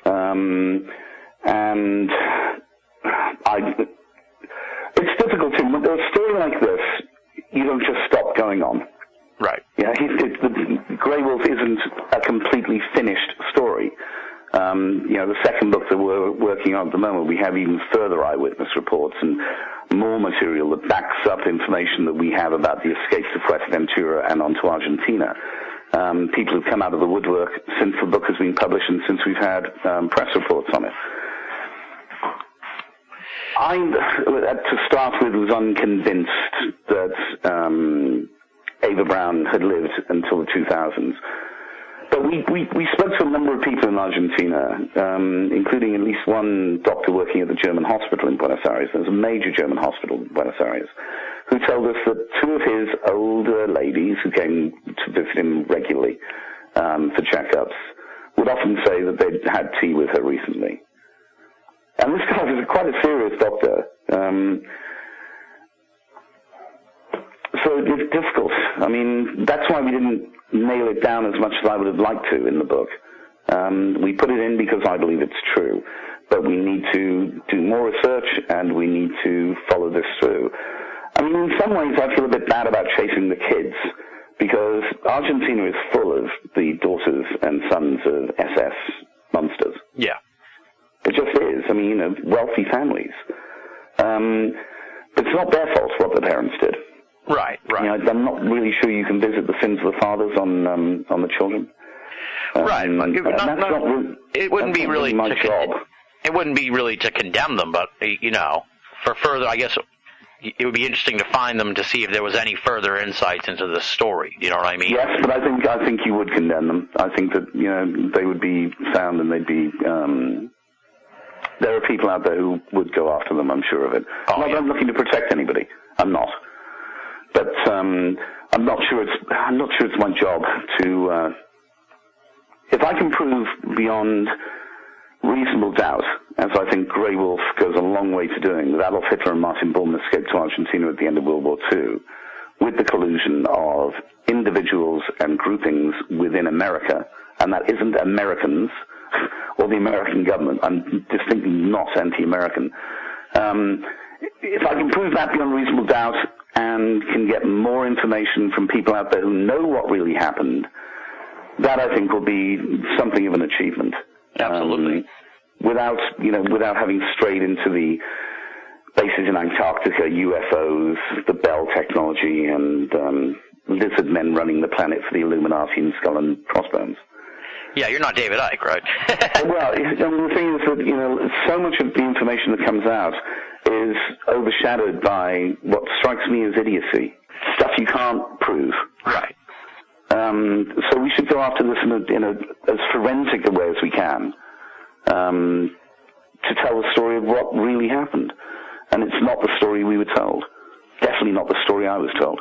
Absolutely, yeah, that's for sure. And then sort of just to wrap up the real final years of Hitler, from what I could gather from the book, and this is from recollection, although I did read it this morning, so I should have a pretty good recollection. The Perón Empire, their reign of power ended, and that's when, as you say in the book, Hitler was in exile within exile, and they had to really hide him. And as you said, only Bormann and these two guys, Lehman, his doctor, and I guess you could call him a confidant, this Beth guy. Heinrich Bethe, who is also known as Juan Pawlowski and also known as Pablo Glocknik. He was a Graf Spee crewman who stayed in Argentina when they were interned after the Battle of the River Plate. And depending on who you want to believe, Heinrich Bethe was actually killed on the Tirpitz when that battleship was destroyed. It had escaped from Argentina from internment and had gone back to join the Kriegsmarine again. I'm not convinced that it's the same Heinrich Bethe. Whoever it was definitely the man who spent much of the 17 years of Hitler's exile in Argentina as his Batman, confidant, orderly, whatever you want to call it. Right. And the picture you guys paint in the book is that it's really, these final years of Hitler, he's, alone with these two guys for 6-7 years. Yes, yeah. And, his health is failing. He's got a heart condition. That's what Dr. Lehman's notes tell us, is that he's also does have a shaking going on in his hands, some sort of tremor going on in his hands. But Lehman thinks that that's probably down to the scarlet fever he got at the end of World War I, which can come back and affect you in later life. There's no suggestion of it necessarily being Parkinson's. But old people do tremble, and old sick people definitely tremble. So, Hitler spends the last years of his life, I think the best way I've ever described it, as tormented, demented, and betrayed. Yeah. And as you note in the book, he's classified, not in his words, but sort of seen likely by Bormann as a quote-unquote distracting problem. Yes. To keep him, And one I think Bormann probably felt he wished would go away a lot quicker than it did.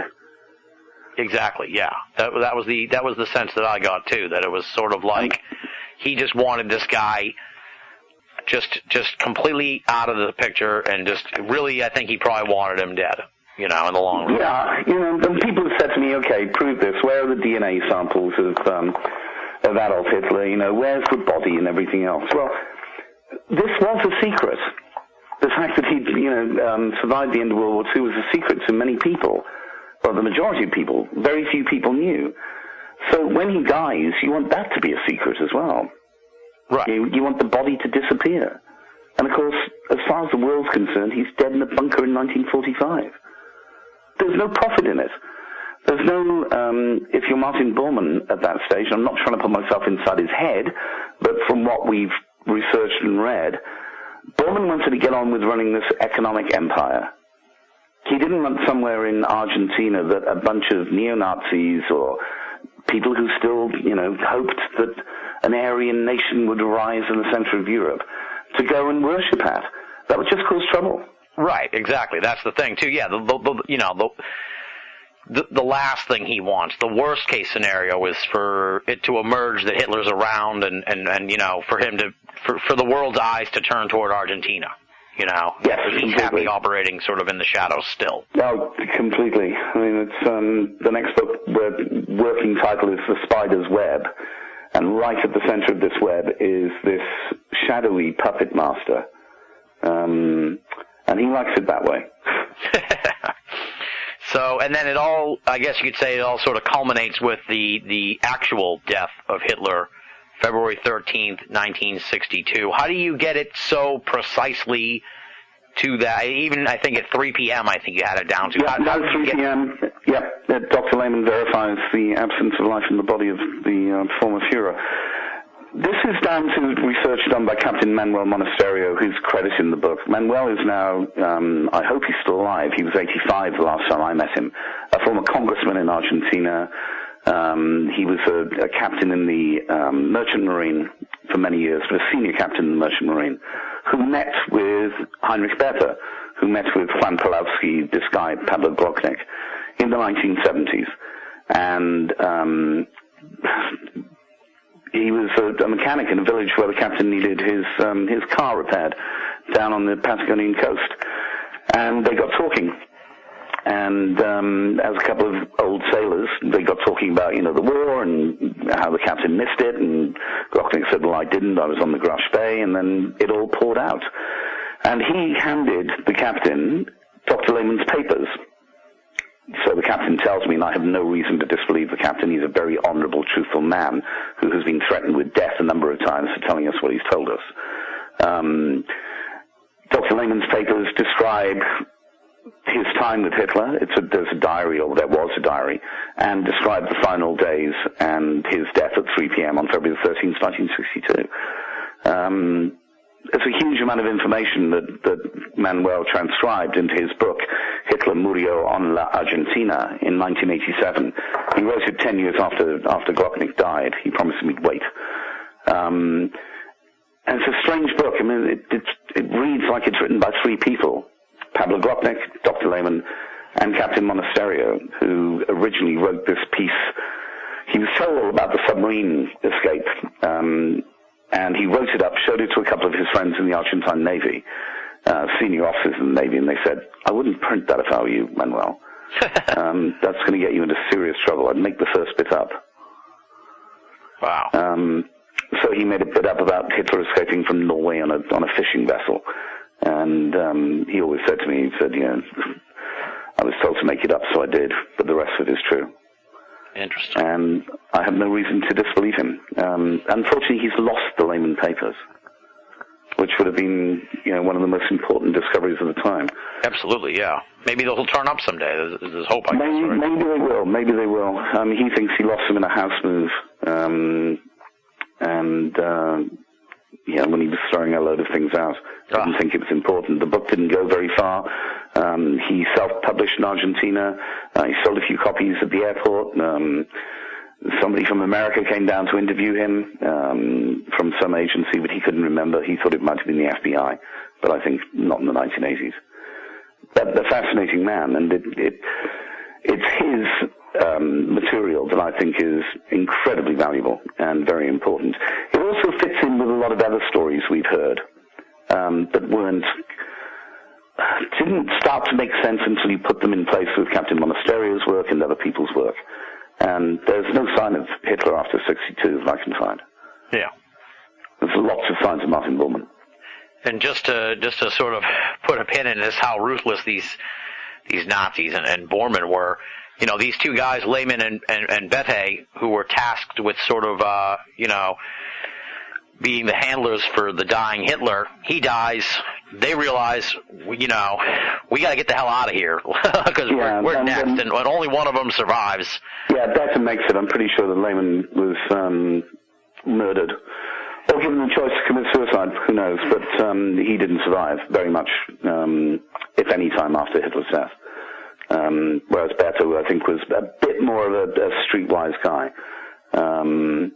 He comes across as much more sort of streetwise and able to survive on his own. Whereas I think Lehman was much more of a esoteric intellectual who probably wouldn't have been able to run in the same way. Yeah, it's just amazing the misplaced loyalty of some of these guys. It's like they really gave up a whole chunk of their lives to tend to this, exiled despot, and then once he dies, they're expendable. It's like, I think we just have to look at Osama bin Laden.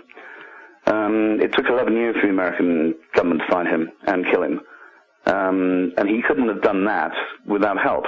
Yeah, and probably a lot of Pakistani help. But 11 years. Nowadays, satellite tracking, drones, you knew he was alive, and it still took 11 years to find him, and that was a big manhunt, lots of money on offer to put him away and everything else. Hitler was dead Right. And that's the clever bit. So that sort of wraps up the whole story there. Hitler dies 1962. Bormann, we have no idea what became of him. Both Manning and Farrago have him alive in the late 1970s.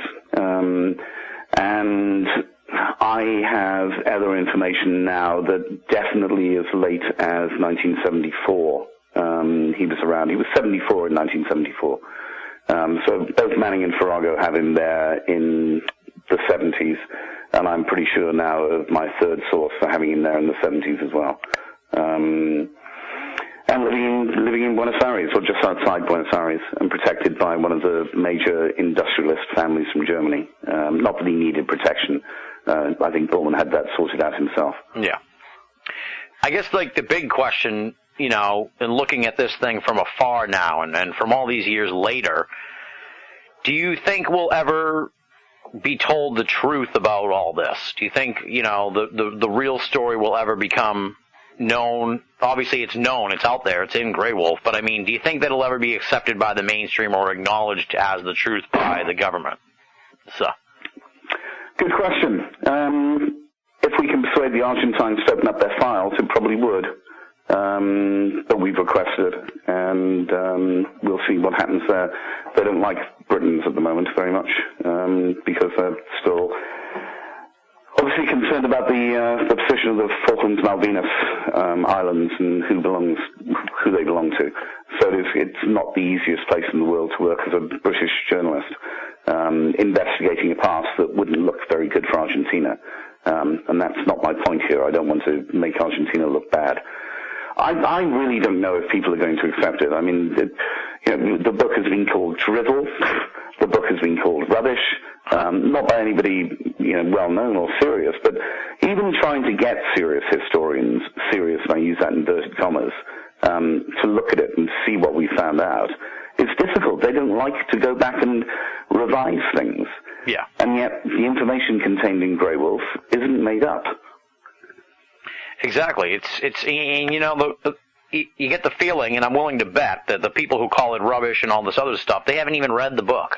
No, they haven't. So we had one incredible review on Amazon, which said, it started with, "I have not read this book nor intend to do so." And you think, fair enough? Yeah, exactly. What do you... okay, so you think that, I guess I'm trying to get at, too, sort of like, what else needs to be done? What else can be done here? We're in a serious race with The Undertaker as far as eyewitnesses. Almost all the eyewitnesses are dead, which is one of those things when you're trying to do a story this late on. There are children out there who would be in their 50s. I'm the youngest child of a World War II veteran. My dad's been gone a while now, but there are children out there. There are people out there who know the story. The ones at the center of this would never really want the story told because they're enjoying very comfortable, very successful lives as corporate bankers and landowners across the world. So whether it comes out or not, whether we ever find that smoking gun, I don't know. I know that after 30-something years as a journalist, I have never come across conspiracy theory that really stood up. Ever. And when we came across this, it became pretty obvious when we did some serious level research that this wasn't a theory, that this was a conspiracy, that these people that we've quoted in the book, and they're all sourced in the back, and we're hoping to put all the information that we found up on our website, which is the project, but we hope that'll happen in the next month or two, or start to happen in the next month or two, so people can see for themselves what our basic sources are, and then we'll take it on from there. And as far as, like you say, you hope for a smoking gun. Let's just sort of dispel any urban legends or anything. As far as you know, and clearly it would have been in the book, there's no footage or pictures or anything like that of Hitler in Argentina. Yes, I'm told that there are pictures of Hitler in Argentina post-war. One of our interviewees said that she had seen them. She knew there were pictures of him that friends of hers had in Cordoba, which is a province in Argentina, and that she would ask them if we could have them. We could get a look at them at least, or take pictures of them. She was later told to stop dealing with us, that the Gestapo was still active, which I found amazing, and it was extremely dangerous for her to continue talking to us in any way, and she's refused to since then. But there are other sources that we're looking at. Okay. But, when we get them, we'll have them checked, so that we won't just come out with them and say, this is Adolf Hitler. We will make sure that all the facial recognition technology that's available in the 21st century is brought to bear on anything that we do find.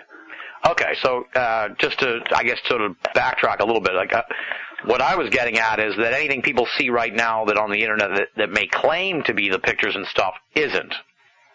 As far as I'm concerned, I've seen everything that purports to be Adolf Hitler post-war, and it definitely isn't. Okay, but there may still be some stuff out there that hasn't emerged yet.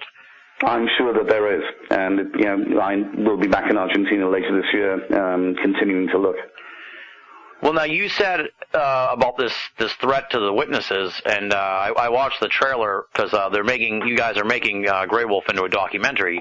And you said that, numerous witnesses who spoke with you guys have been threatened. Are you concerned about your safety, telling this story? We have had witnesses threatened. Neither Simon nor I have been threatened personally. Other people who've investigated this story in the past have been threatened. Other people who've investigated Martin Bormann's story have been more than threatened. But that was back in the 60s and 70s. I'm not a brave man. I've seen bits of combat. I've been cruise missiles by the Americans in Baghdad, and I've been rocketed by the Iraqis in Baghdad. I've been threatened with machetes in Rwanda, and had death threats against me in Yugoslavia when I was reporting there as well. So you don't really have to worry about the people who threaten you. It's the people who do things without threatening you that you have to worry about, and you never see them coming. But at the moment, I think that we'll carry on with our research.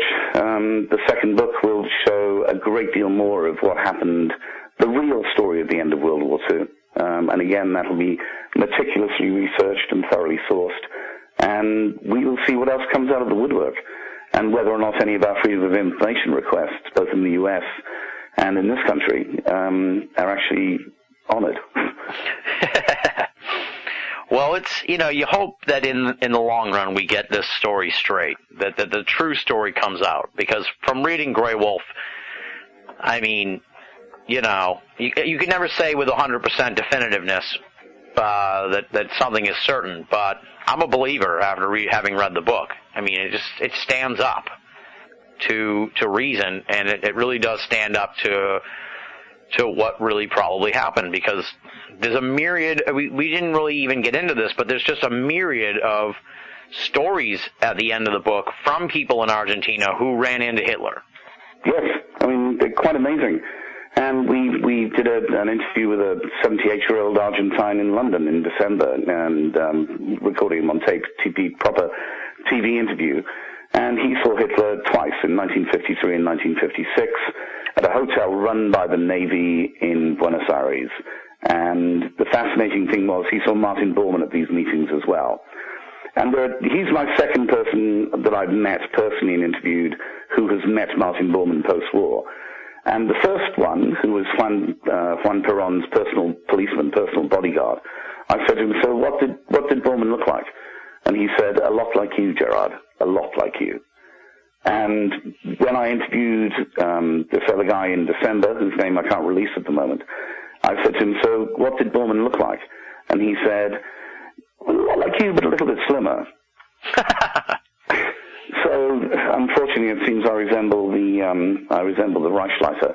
But to have two witnesses 8,000 miles apart who'd never met each other and had probably never seen a picture of Martin Bormann, to say that he looked like me, I found quite compelling, because they were talking about the same man that we've had described in so many other places. Right. And in addition to that, I mean, there's a story in the book. There was a wounded man. I don't know the exact details of it. He was visited by three important people, one of which was Hitler at this hospital, and the nurse recognized Hitler because she had seen him in France, like in the 40s. Yeah, in 1940. And the critical part, I think, of the story is that, she knew it was Hitler. She asks the wounded guy after they leave. She's like, well, who were these people that visited you? And the guy says, the jig is up, essentially, for this guy. He's like, yeah, it was Hitler. You know who it is. Right. And if you tell anybody, you'll be in serious trouble. And the amazing thing in Argentina, Tim, is that a lot of people just think that this was possible, that this happened. And you will meet, I mean, we had about 100 people working with us on the drama documentary we're making. And almost all of the Argentines had a Nazi story to tell. It's amazing, and it's like an untold history. It really is like an untold history of what was going on down there. Completely. It's remarkable, and you guys have done tremendous work on this. Now, Thank you very much. You mentioned here, and I've mentioned too, this the documentary version of Grey Wolf. I guess give people sort of an idea of what that's all about and when they might expect it. Because I know I asked you off the air about it, but I'm sure they're going to want to know now. Well, we've still got some scenes to complete, and we're looking to raise the finance for that at the moment. As you know, making something in television is an expensive business. We've already spent a great deal of money. What it does is it details the escape from Berlin all the way to Hitler's death. Doesn't deal so much with Martin Bormann. It focuses on basically 12 key witness statements that we have to what Adolf Hitler got up to and where he was post-1945, and the two daughters. And we have a wonderful Argentine cast and crew working on it with us. And I hope very much that we'll have it complete later this year, and then we'll see who airs it, which will be interesting. Absolutely, yeah. Yeah. Well, aside from the people who've sort of dismissed the book out of hand in a foolish manner, you know, how has the reaction to the book been otherwise? I mean, I loved it. I thought it was tremendous, so I'm hoping that is more the case in general. I mean, it's been nice for me because a lot of my peers in journalism have now read it. And from them saying, Gerrard, come on, you're a complete nutter to do this story. A lot of them have been swayed by it. The reaction has been interesting. It's either 100% we're completely wrong and why have we done this, or it's the other way around. Thank you very much for exposing what can only be described as the greatest confidence trick of the 20th century. So the views have been polarized right down the middle. Very few people have said, yeah, it's all right, it could have happened. Most people have said, Hitler died in 1945 in the bunker, it's proved. Well, it isn't. Martin Bormann died, the Germans DNA tested his body. Yes, but they were Germans, and they had reasons for doing it. And so either people totally accept the accepted history and are not willing to question it one iota. Those with more open minds have read Grey Wolf and have looked at the depth of our research and the fact that we're reporting what has already been reported in many ways. We have simply put this story together. Those people, I think, are now convinced, as I am, that Adolf Hitler didn't die in a bunker in Berlin in 1945. Tremendous stuff. I hope it leads to even more. Well, I guess that's a good segue. I guess you're talking about a sequel to the book or a follow-up book. Talk about that. You know, what's the state? You know, where are you in the work on that? Simon and I have been planning the sequel for some time. It's called at the moment The Spider's Web, and the subtitle of that is How the Nazis Got Away with Mass Murder and Ran the Cold War. And it details in much more detail the involvement of American companies and American intelligence operatives with the Nazis and the creation of West Germany and the creation of the West German economic miracle. At the same time, detailing how Martin Bormann ran this, and more on the end, the decay of Hitler, from information that we've received since Grey Wolf was published. And when do you expect that to be in people's hands? It's a long project.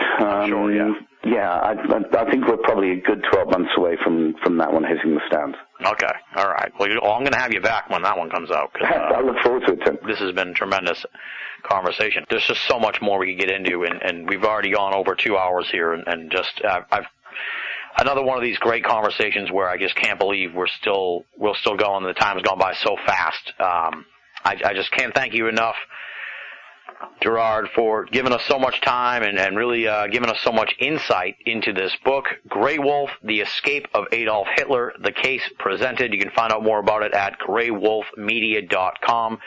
And folks, I mean, I said it at the beginning of this conversation, but it bears repeating.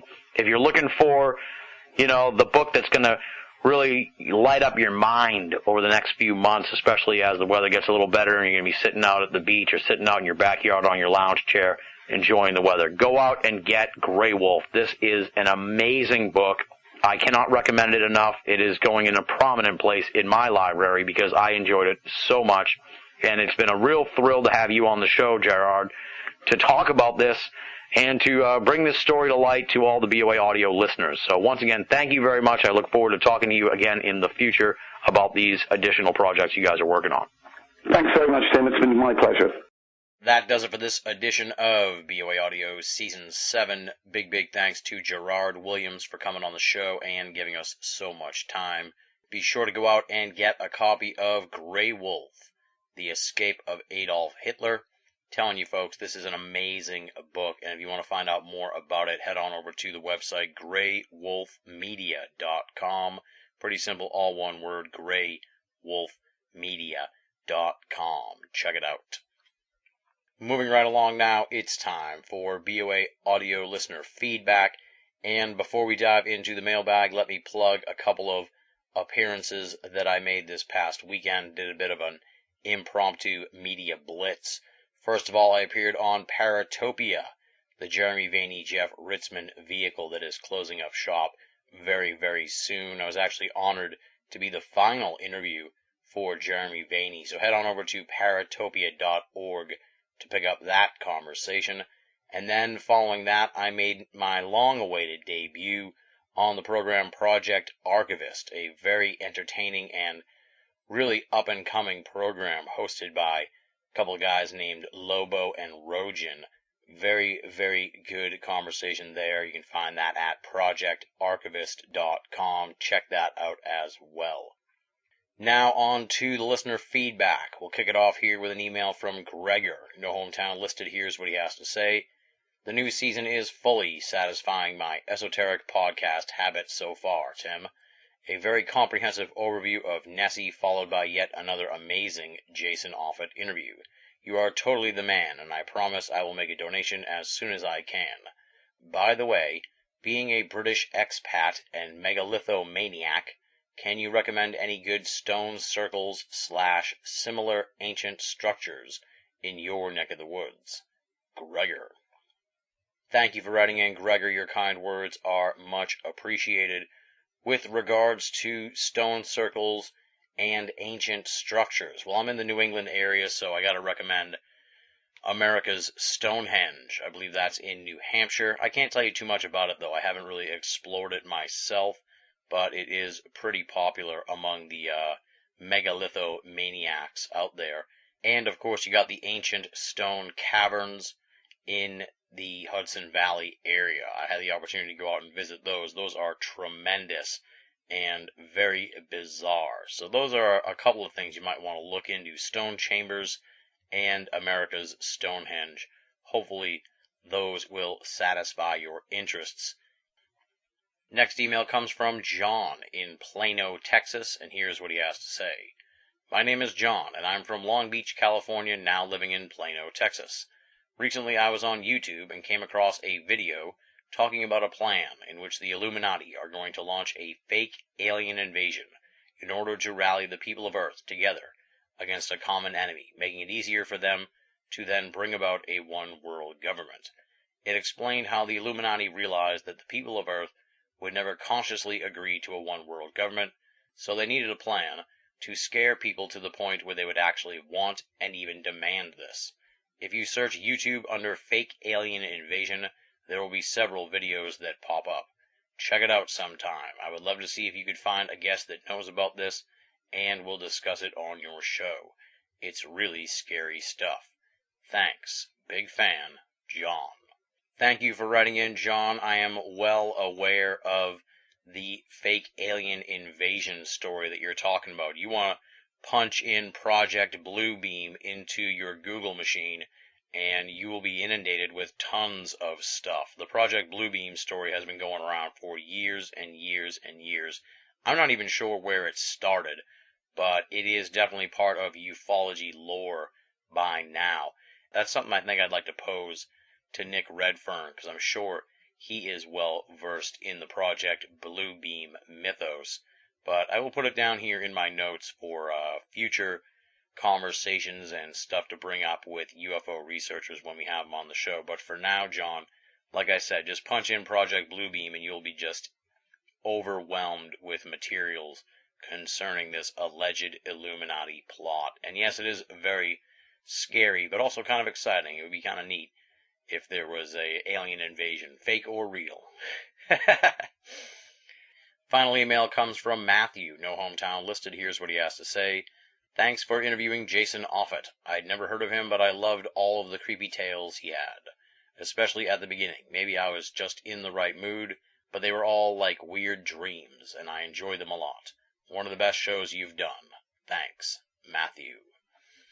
I just plucked Matthew's email out of tons of emails that I got from people. That Offutt interview, as expected, was an absolute barn burner. People loved that episode. I got tons and tons of feedback on that one from people who were just raving about the Jason Offutt conversation. So thank you for writing in, Matthew. I'm glad you enjoyed it. And a lot of people were just taken aback by how creepy that episode was. So it was a real thrill for me and really a joy to have that episode put together here with Jason. So thank you to Jason for taking part in such a well-received program. And, of course, thank you, Matthew, for writing in with your kudos with regards to the program.